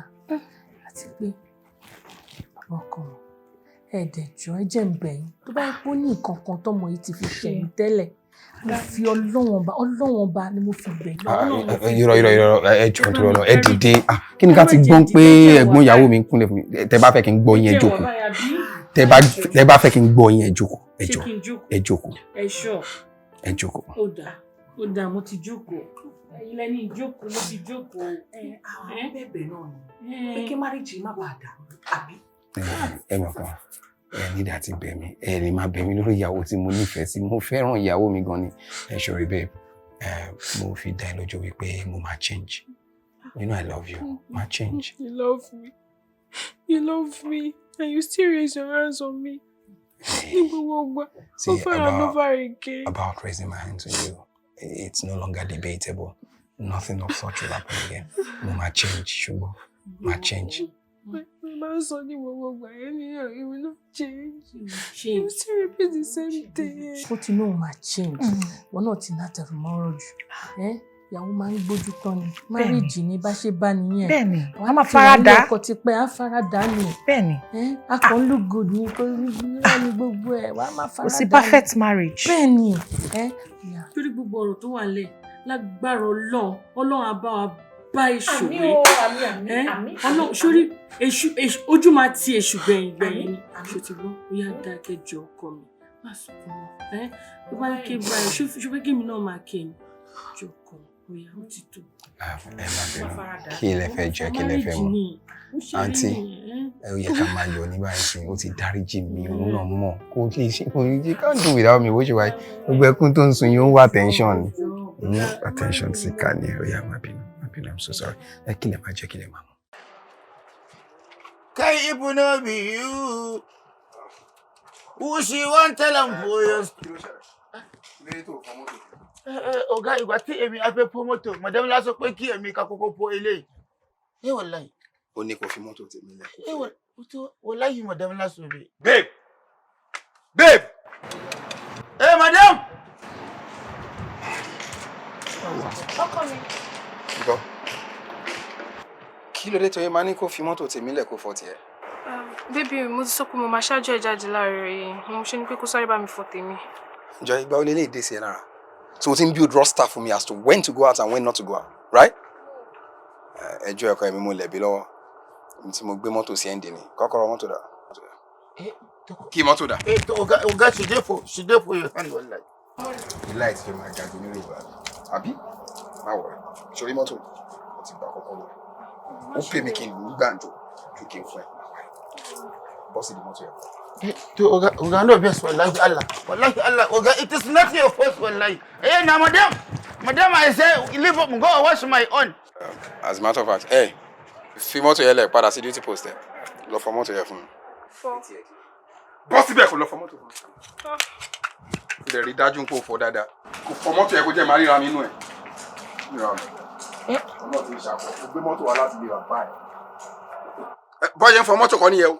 Bóyá kó ṣí YouTube video kó wo bó ṣe ń fọ mọ́tò mọ̀ pé ìrùn ra mọ́tò rí bíjọ́ tí bàbá ẹ̀ rà ata ló fi kó last in my 12 ọmọ àlè náà ń dáṣà mọ́tò kan nìkan fọ mọ́tò kan nìkan máa fọ wà á order taxi táyà taxi yẹn ó máa já ẹkú lẹ́nu ọmọ àlè. Kai wallahi Allah make she no lie to God dan Allah ma fi ore flash mi ko ma fi ore ko ma fi ṣe flashing fún èmi ṣé ká wá sọ pé ọ̀gá a fi ore a fi ṣe flashing fún madam yes ore emergency I collect an emergency. Kai, that is very hilarious. Yoruba soro akuwe mana. Hey, Yoruba so kwe. Idulo makai euro. Yawa, idulo makai euro. I say ka so kwe madam. Ikokorolo kai ogati madam. It is very funny. So you come today, you make your wife happy in the morning. After some abundant, everything I dabaru.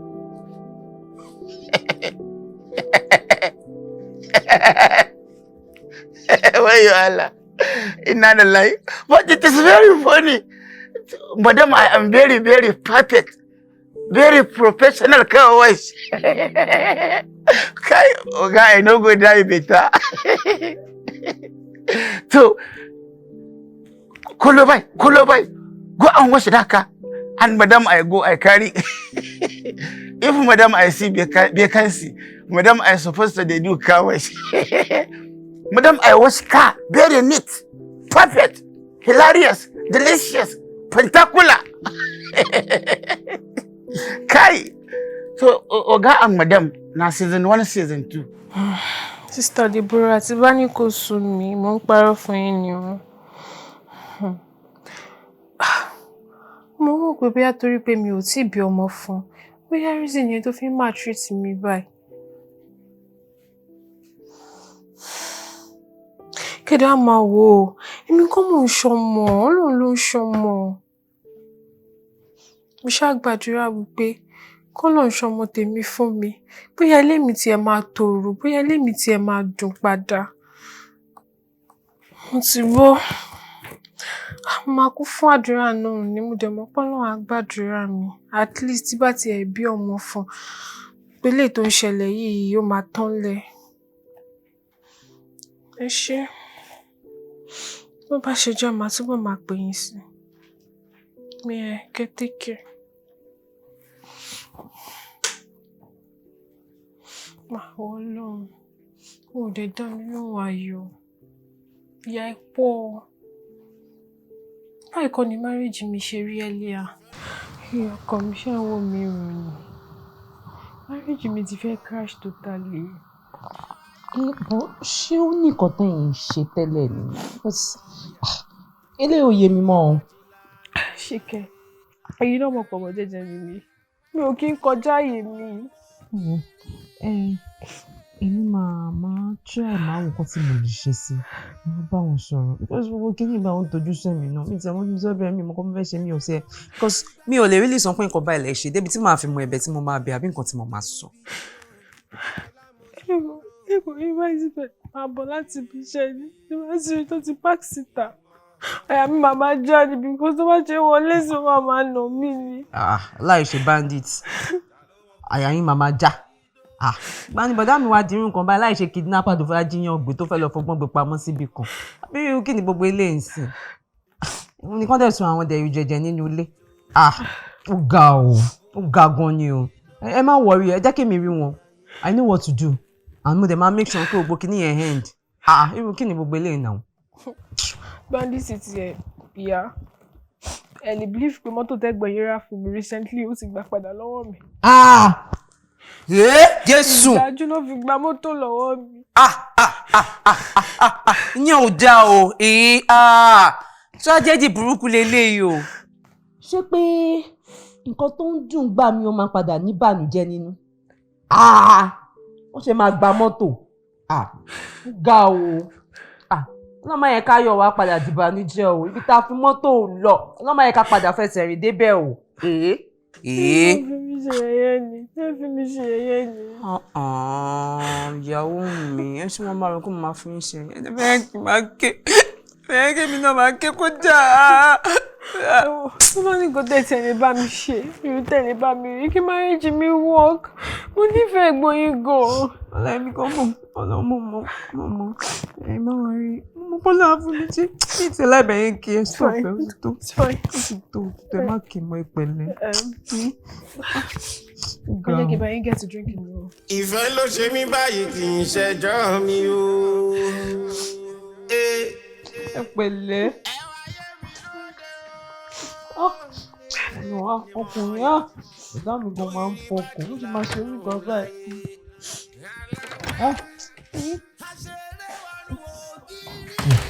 Ọ̀pọ̀ ni. Òfẹjọ́ sùn ká èmi ká ibi ọmọ rò. Kí ni? Mọ́tò nìkan náà ṣùgbọ́n wíìgì tó wà lórí ẹ̀ tó sì jẹ́ lójú wọn máa gbọ́ gbogbo àtàṣe wá tó ẹ tí wọ́n wá dé padà síbi tó ti wá. Nonsense. Ẹ pẹ̀lẹ́ ṣe gbọ́.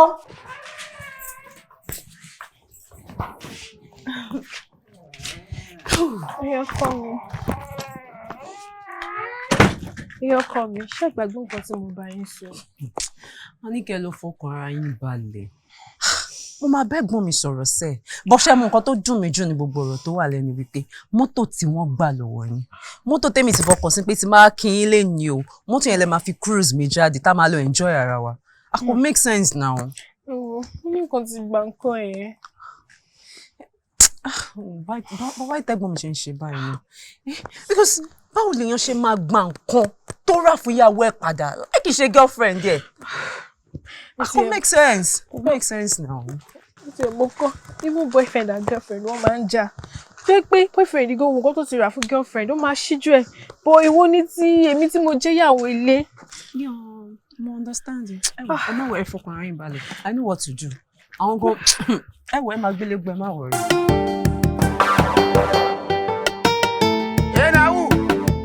Ella, na me open. Hey, she dey come. Madam. Tella. I so like you. Welcome, madam. How are you? She's very fine. She's very fine. Tella. Hey, madam. Madam, wait dan Allah. What madam, wait dan Allah. Can you see, madam, wallahi Allah. Wo Tella. This weather, ti gbóná jù. Orun yìí ti gbóná jù. Má fún mi wàhálà ṣe mo fọlọ́run bẹ́ẹ̀. To wallahi Allah, madam, no be wahala. To wallahi Allah, there is fire in your mountain. Oda. Fire. There is fire in your mountain, wallahi. Nibo. Oh yeah, let's go. Fire. No be fire, no be water. To nam oga and madam. Abadan Allah. Every day fight, every minute fight. To wallahi every day oga I dey beat madam. Haba, it is not good. Haba, to wallahi Allah, if you know do anything, wallahi one day you go reach this house, I go tell you say madam she didn't die.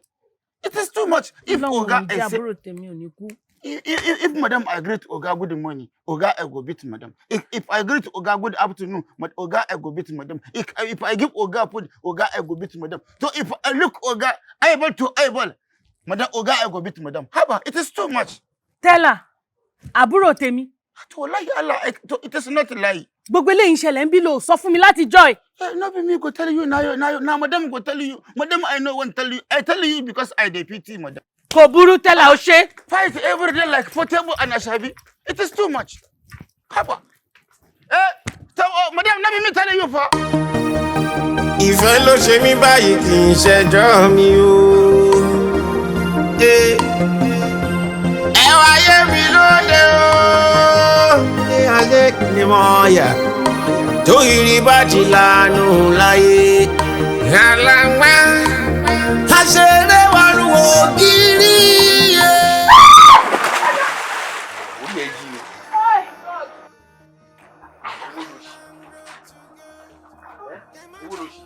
Kílé tó ń fọwọ́ tẹ̀ mí láyà. O jẹ́ ń fọwọ́ tọyàn mi, ò ń fọwọ́ tọyàn mi. Irú rubbish wo nìyẹn? Àìtí wọnú pool, o ti ń fọwọ́ tẹ̀ mí lára. O fẹ́ tẹ̀ fọ́ ni. Fọlárin, torí mo fọwọ́ pẹ́ lára, kò dẹ̀ tì mí sínú pool. Mo dẹ̀ mọ̀ pé mi ò mọ̀ swim. Ṣé bọ́ ṣe ń fọwọ́ pààyàn lára nìyẹn? Ṣé fọwọ́ pa mí lára ni àbò ń fọwọ́ tẹ̀ mí lára? O ti jẹ́ kí swimming náà ń gan sùn mi. Ada swim. Sorry, madam. Wo tó bá ti rí tó ti ń mú mi, she don dey drown, make you save her. Save am go. Oga. Sorry, madam. Madam, so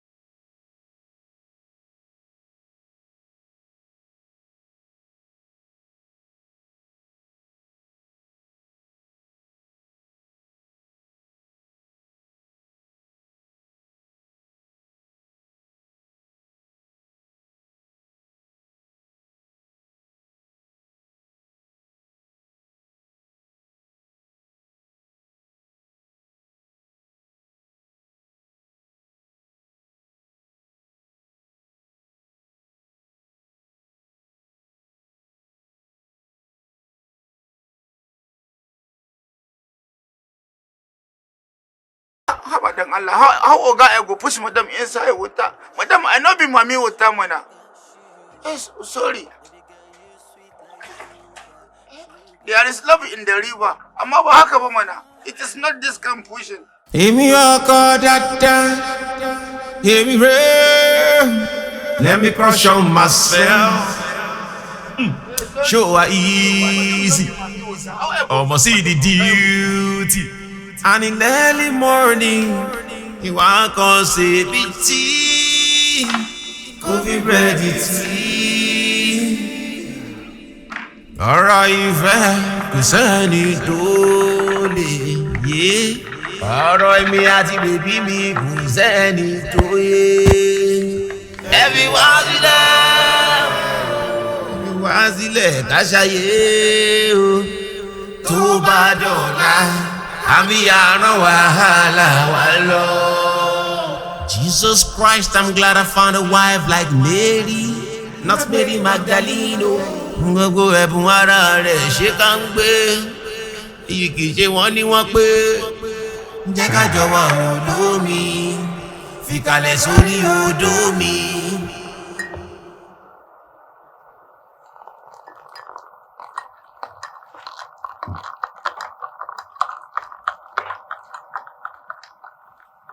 Yeah.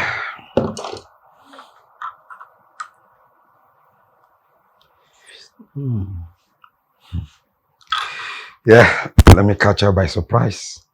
Ó pẹ́ tí mo ti ṣe breakfast in bed fún babe mi. So I need to prove to her pé mo love her dénúdénú, tọkàntọkàn. I need a teacup, teaspoon rather.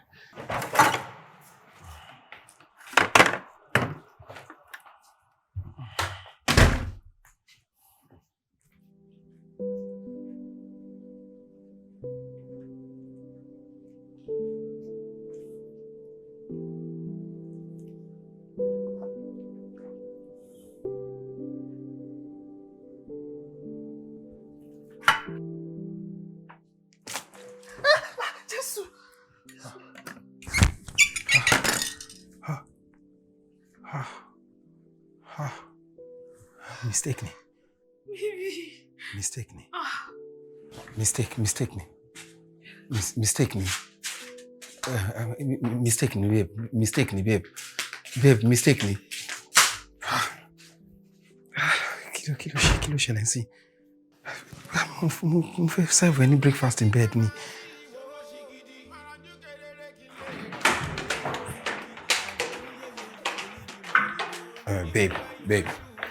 Babe, jọ̀ọ́ má bínú sí mi. Ó ṣèṣì ni. Fọlárin, kí ni mo rà ń gbà ẹ́? Kí ni mo rà ń gbà ẹ́ tí mi ò sọ owó tó fẹ́ pa mí ni?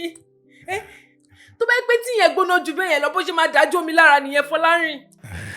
Àdúpẹ́ tí kò padà já sí nǹkan tá máa fi máa ní emergency. Ṣé tiẹ̀ náà mo dẹ̀ máa rò? Mo rò pé ó ti tójọ́ mẹ́ta kan tí mo ṣe breakfast in bed fún ẹni. Nǹkan tó fà nìyẹn, má bínú tí ẹ náà mo rò. Iṣẹ́ èṣù ni mi ò mọ̀ kí ni ẹ kó gbóni àbí bí ègún. Èṣù ló máa ń parọ́ mọ́ látọjọ́ yìí. Èṣù yìí náà ni. Breakfast in bed ṣé mo rẹ iṣẹ́ ni? Mi ò fẹ́ mọ́. Mi ì fẹ́. Má bínú. Fọlárin mi ì fẹ́. Mo fi dá ẹ lójú pé irú ò ní ṣẹlẹ̀ mọ́. See, I'm so sorry, babe. Babe, I'm really sorry. No. Bó ṣe máa ṣe náà lélẹ́yìí Fọlárin, you no change. I will change. I'll change. Fọlárin, tó bá léṣe tí mo ṣe ò lè dáríjì mi. Ó ṣe mí. Ó máa treat mi. Ó ṣe mí, babe. Ó ṣe mí. Ó máa treat mi.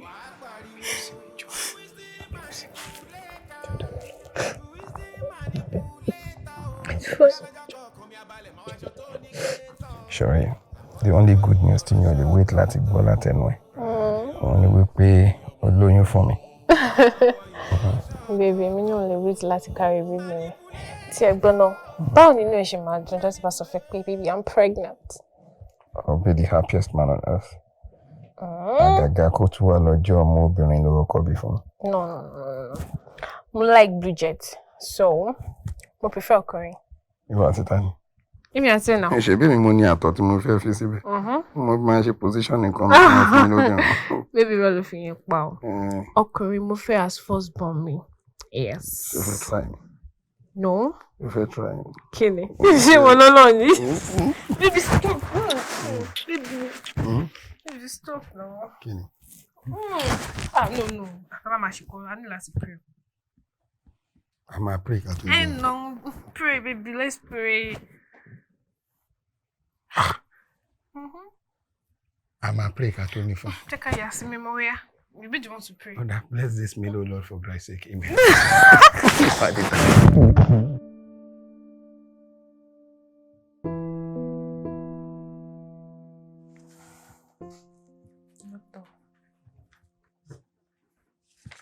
Okay.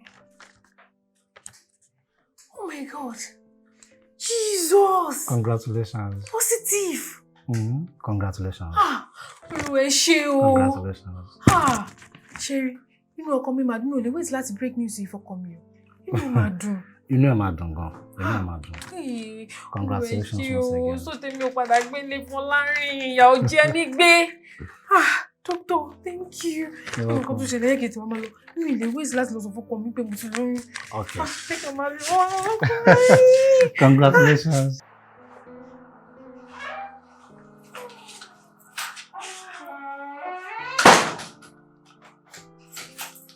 Hey, baby. Hello. This is cute. Baby. Yeah, wow. I have good news for you.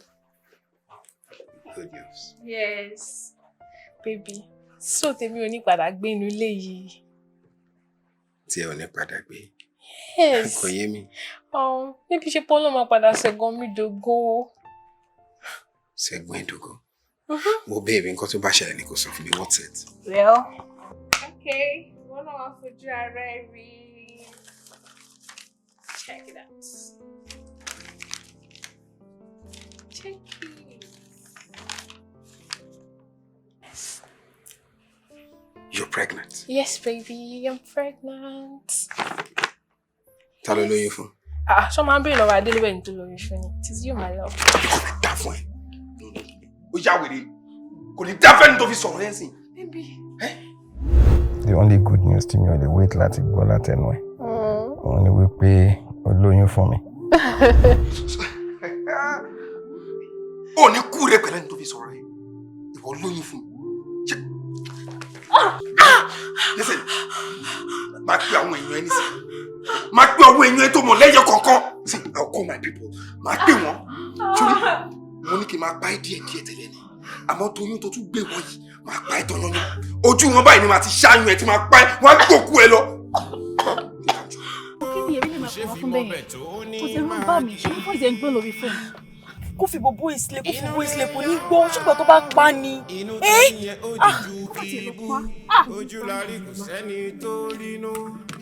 Kò tí ẹ yé mi. Ẹ̀wọ̀n yẹn kú lọ náà náà. Ta lè lè kú lọ náà. Iṣu ẹ̀ṣọ́. Ìjọba owó tẹ̀ bí mo ti bọ̀ ní. Ṣé ẹ jẹ́ ká máa gbàdúrà fún mi? Ká máa gbàdúrà fún mi. Ní ṣe lágbára Ọlọ́run.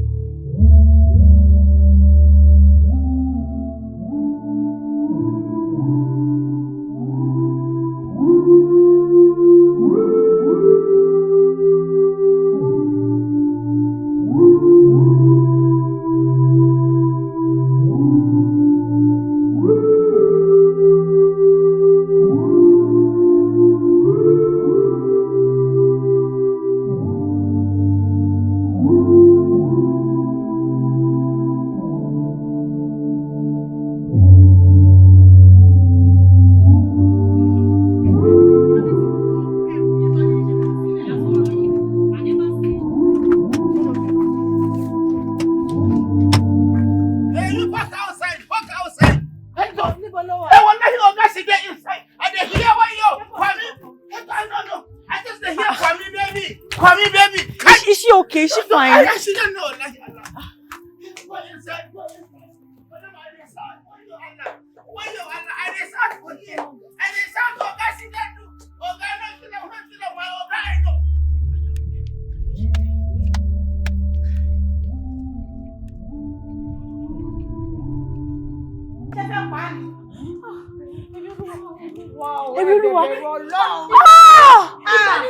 àìkà ẹni bí òṣì.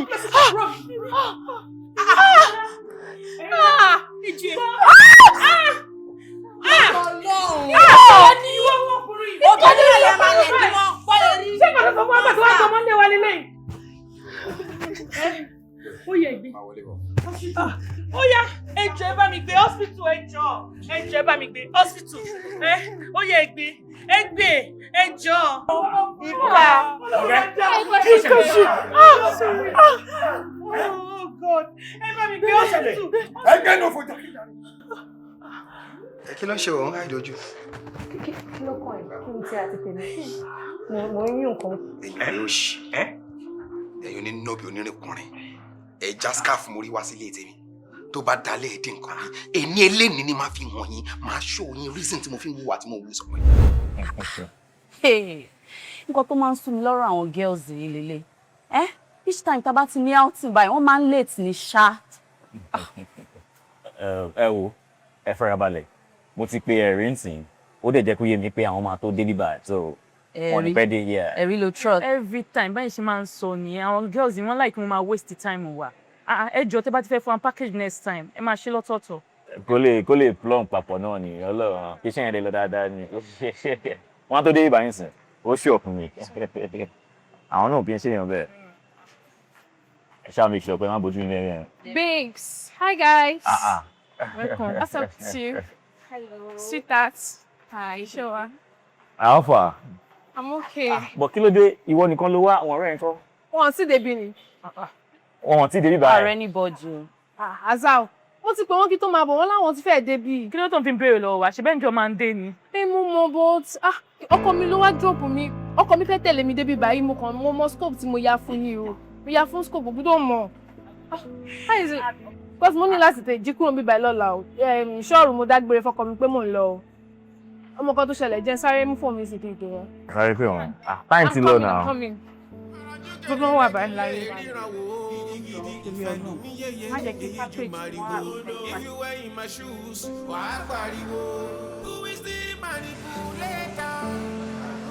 Hello. Deborah, níbo lẹ wà náà? Irọ́, kí ló ṣe é náà? No be first time the DJ we dey run package together. Mo ti wọ́n bíbá mi ò rí ìnà ìwà tí ń sta níbo lẹ wà. Mo ti rò pé ẹ máa ṣáájú mi débi báyìí ni náà. Àwọn aláyé tó dẹ̀ fẹ́ gbé wa yẹn báyìí nìsí gbogbo wọn ti rẹ́dí ẹ̀yìn là ń dúró fún. Oya, Alimodonia. Go back! Go back! Allah! Is it a good news? It's a good news. Mo wà kọ́ àbá. Kí ló ṣẹlẹ̀? Báwo ló ṣe ń lọ? Allah mo wà. Options ni. Option. Allah, option ọ̀pọ̀. How you doing? Àwọn story. What the fuck? Story level. Kai! Yeah. Kai. Ọ̀rọ̀ yìí máa ní sùúrù. Hello. Ilé tún ga tọ́lá ní. Òun gangan ní ṣẹ́gẹ̀ ní ẹni bó ṣe lọ tán. Ó tọ́ pinpin. Ayé lè ṣe domidomi. Àwọn ṣe kà ní ẹ̀. Ọmọ bá.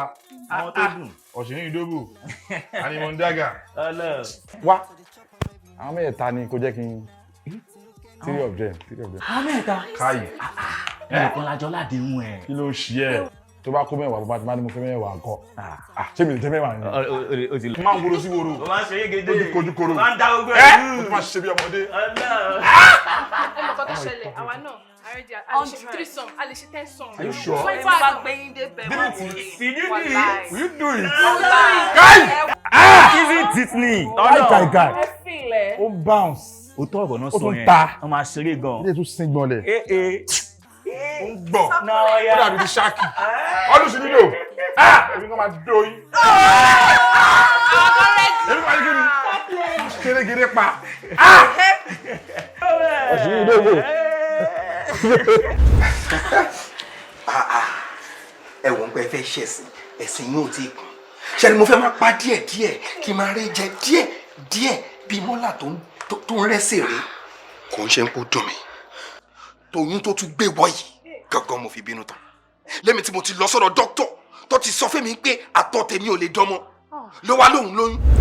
Fọlọ́run. Wọ́n gbọ́ ẹ̀. Ọ̀rọ̀ ti dọ̀ra wa báyìí.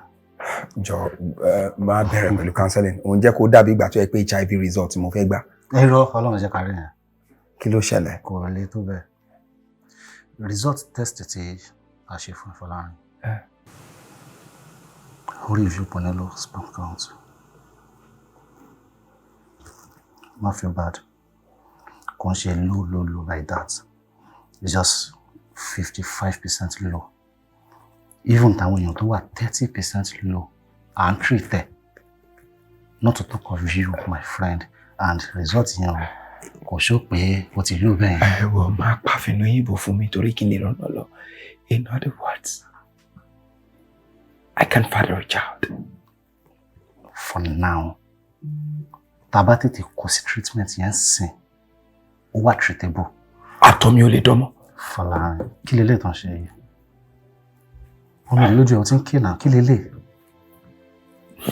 See, like I said earlier, medically, results show pé o ní low sperm count. But tàbá tètè kò sí, like I said earlier, I'm a treated. Ó wà treatable. ọ̀rẹ́ ogunru o. Ìjọ́ tí mo fi picture àwọn ọmọ ẹ̀ hàn ẹ́, ó jẹ́ kí n mọ̀ pé ọmọ kan nu wọn, ká tẹ̀ má ti sọ pé o ti fẹ́ kan nu wọn, ìyàwó ẹ̀ wà lára wọn. Ìyàn fẹ́ bára mi nú jẹ ni. Ṣé dojú ti ni tó wà lẹ́yìn? I gave her everything. Every single breath of mine, I gave to her in love. I gifted you. I gave you the good life. Shemo, all you could do is this.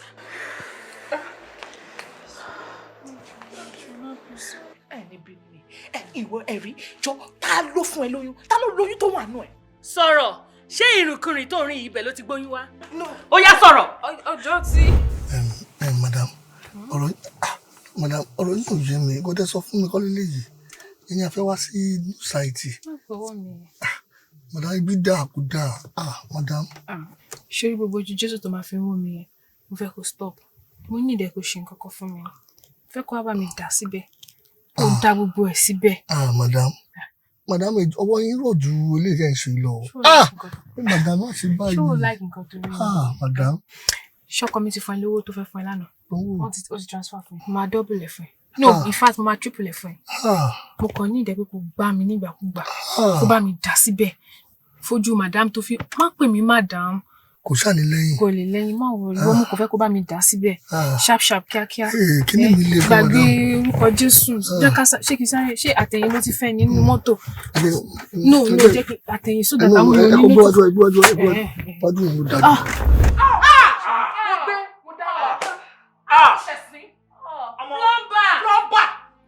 Ikú lobìnrin mi inú ẹ̀yin méjèèjì. Mo máa ń rò wípé love is all that is needed in marriage. But mo ṣẹ̀ṣẹ̀ realize pé wisdom, like a plumber that cannot even afford his 3 square meal. You know what, guys? Okay. Hey! Quiet. Sorry. I feel like killing somebody. Alright, calm down. Alright, calm down. I feel like shedding blood. Tẹ́ bá mọ̀ nǹkan tó dá fún yín, ẹ jáde. Get out! Out! Ẹ jáde. Ẹ jáde. Just ẹ máa lọ ẹ jáde. Ó ṣe é ṣì báyìí. Ó ṣe é ṣì báyìí. Ẹ̀yin kan ẹ lọ́wọ́ bẹ̀. Ẹ jáde. And that includes you. Sori ọ̀rẹ́ gbọ́ tèmi náà. Èmi ò mọ̀. Business mi ni mò ń ṣe. Ọ̀nà àtijọ́ àti mú ni. Leave! A máa ṣe bẹ́ẹ̀ yẹn. Ṣé màá gbéyàwó ọ̀rẹ́ mi fọkùnrin kó bá a ṣe nǹkan kan ní? Irọ́ mi ìmọ̀ sẹ́ẹ̀. Mi ìmọ̀. Get out!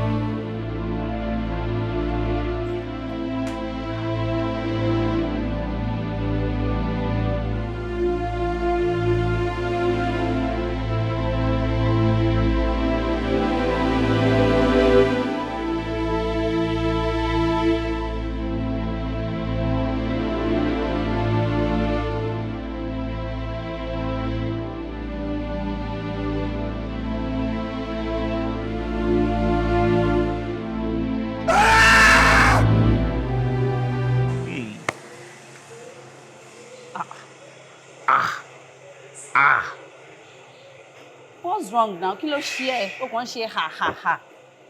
Kí ló ṣẹlẹ̀? Ìwọ ló pè mí wá síbí báyìí pé package wà fẹ́mi àti Ṣadé. Now I'm here. Ó kàn ṣe ha.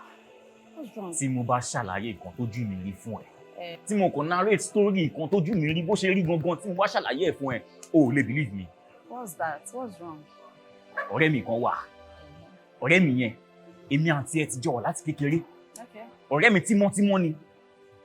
Ṣé o believe pé ọmọ ẹ̀rí tẹjọ máa ń jáde yẹn? Ẹ̀rí. Same ẹ̀rí mi. Ẹ̀rí. Ìyàwó ọ̀rẹ́ mi yẹn ni. Ẹ̀rí. Ìyàwó ọ̀rẹ́. How come? Báwo ló yẹ? Sori mi ò expect kó grab ẹ̀ lẹ́ẹ̀kan náà. Bẹ́ẹ̀mi náà ṣe wà surprise nígbà tí mo rí nìyẹn. Tí mo débẹ̀ tí mo rí báyìí mo pẹ̀, are you serious? Ìyàwó ọ̀rẹ́ mi ni. But wait, ó ti ń da gbogbo ẹ̀rú mọ́ mi lójú o.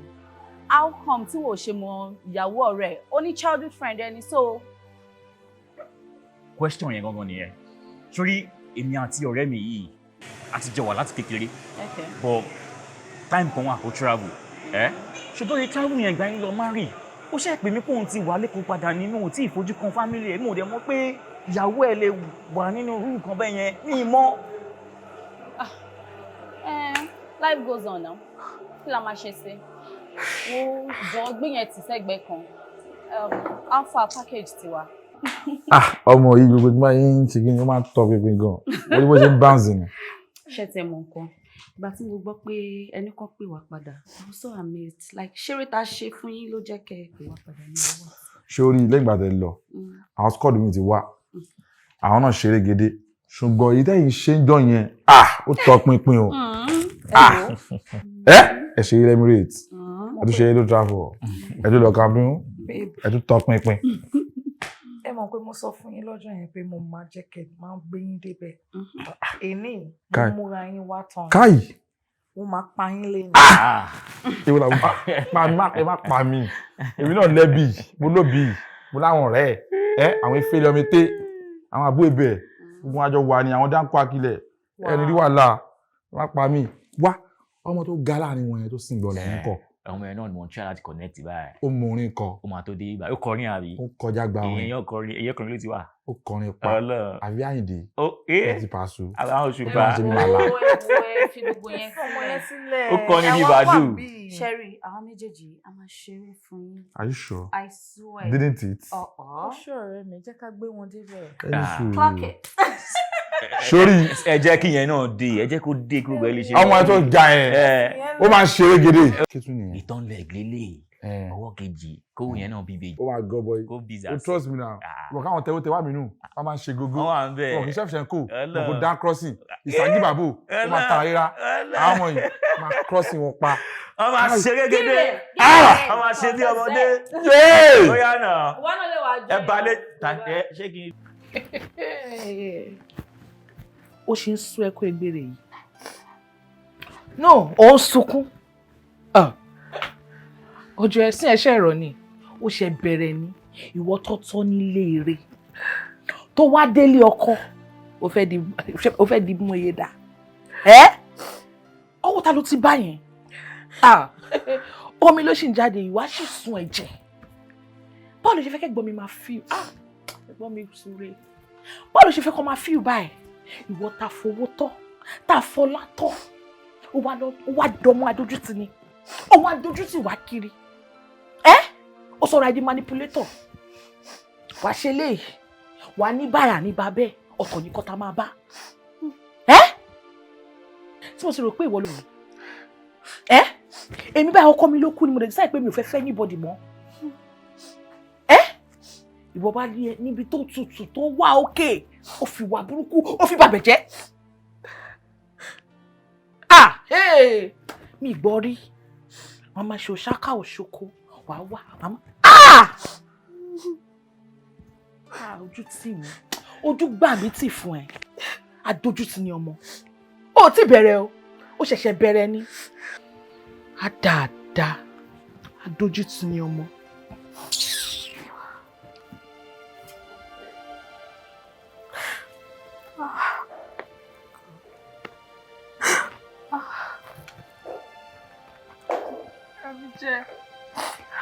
Ó ti wáyé,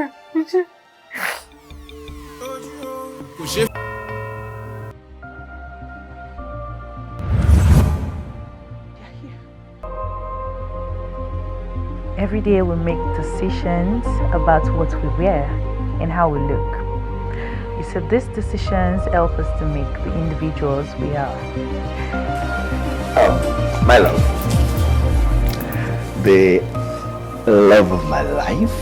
Sorry, I forgot. Absolute love. The one that I dream of every night. The one that knows my weak point. The one that has anything. No. You understand, right? You should listen to me. Passion. Listen to this over and over again. Emotion.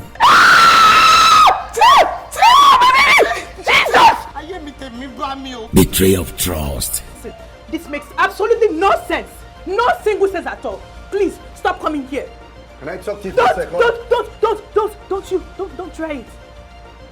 I'm trying to help you. Don't you dare! Atrocity. Calamity. Yes, this is the movie titled Trapped, from the stable of Olasco Films and Diva Gold. Trapped, a movie written and produced by Aluko Gold, Diva Gold, directed by Aziz Jadwade, packaged by Innocent Damilola, starring Aluko Gold, Diva Gold, Aziz Jadwade, Tunde Ademiye, Yetunde Odusi, Akim Ogara, and many more in this movie, Trapped, subtitled in English, now showing on APATATV. Watch out for another fantastic movie titled Omaiboro.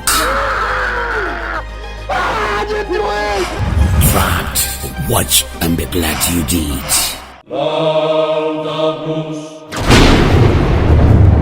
Kọ́kùnrin ó tàtọ̀ rìn, kí obìnrin ó tàtọ̀ rìn, àwọn ẹni tí ó lómi lẹ́yìn ẹsẹ̀ jura wọn lọ. Kábíyèsí, ọ̀rọ̀ tí ń bẹ́lẹ̀ yóò kàn yín. Kí ni ṣẹlẹ̀? Ó ní gbọ́, èmi náà ò ní gbà. Màárùn ọmọ ẹ màárùn kegun bẹ́ẹ̀ màárùn wọ fún ara ẹ gan. Kí lè fẹ́ ṣe? O ní fojú sunkún ọmọ. Àgbọ̀n ọ̀gá mi ní fojú sunkún. Má bí mi nú sẹ́ẹ̀, àti kí ló ń ṣe é? Jìnnìjìnnì bó jìnnìjìnnì bó, bẹ́rù ẹ bá bọ́ sómi jìnnìjìnnì àpò.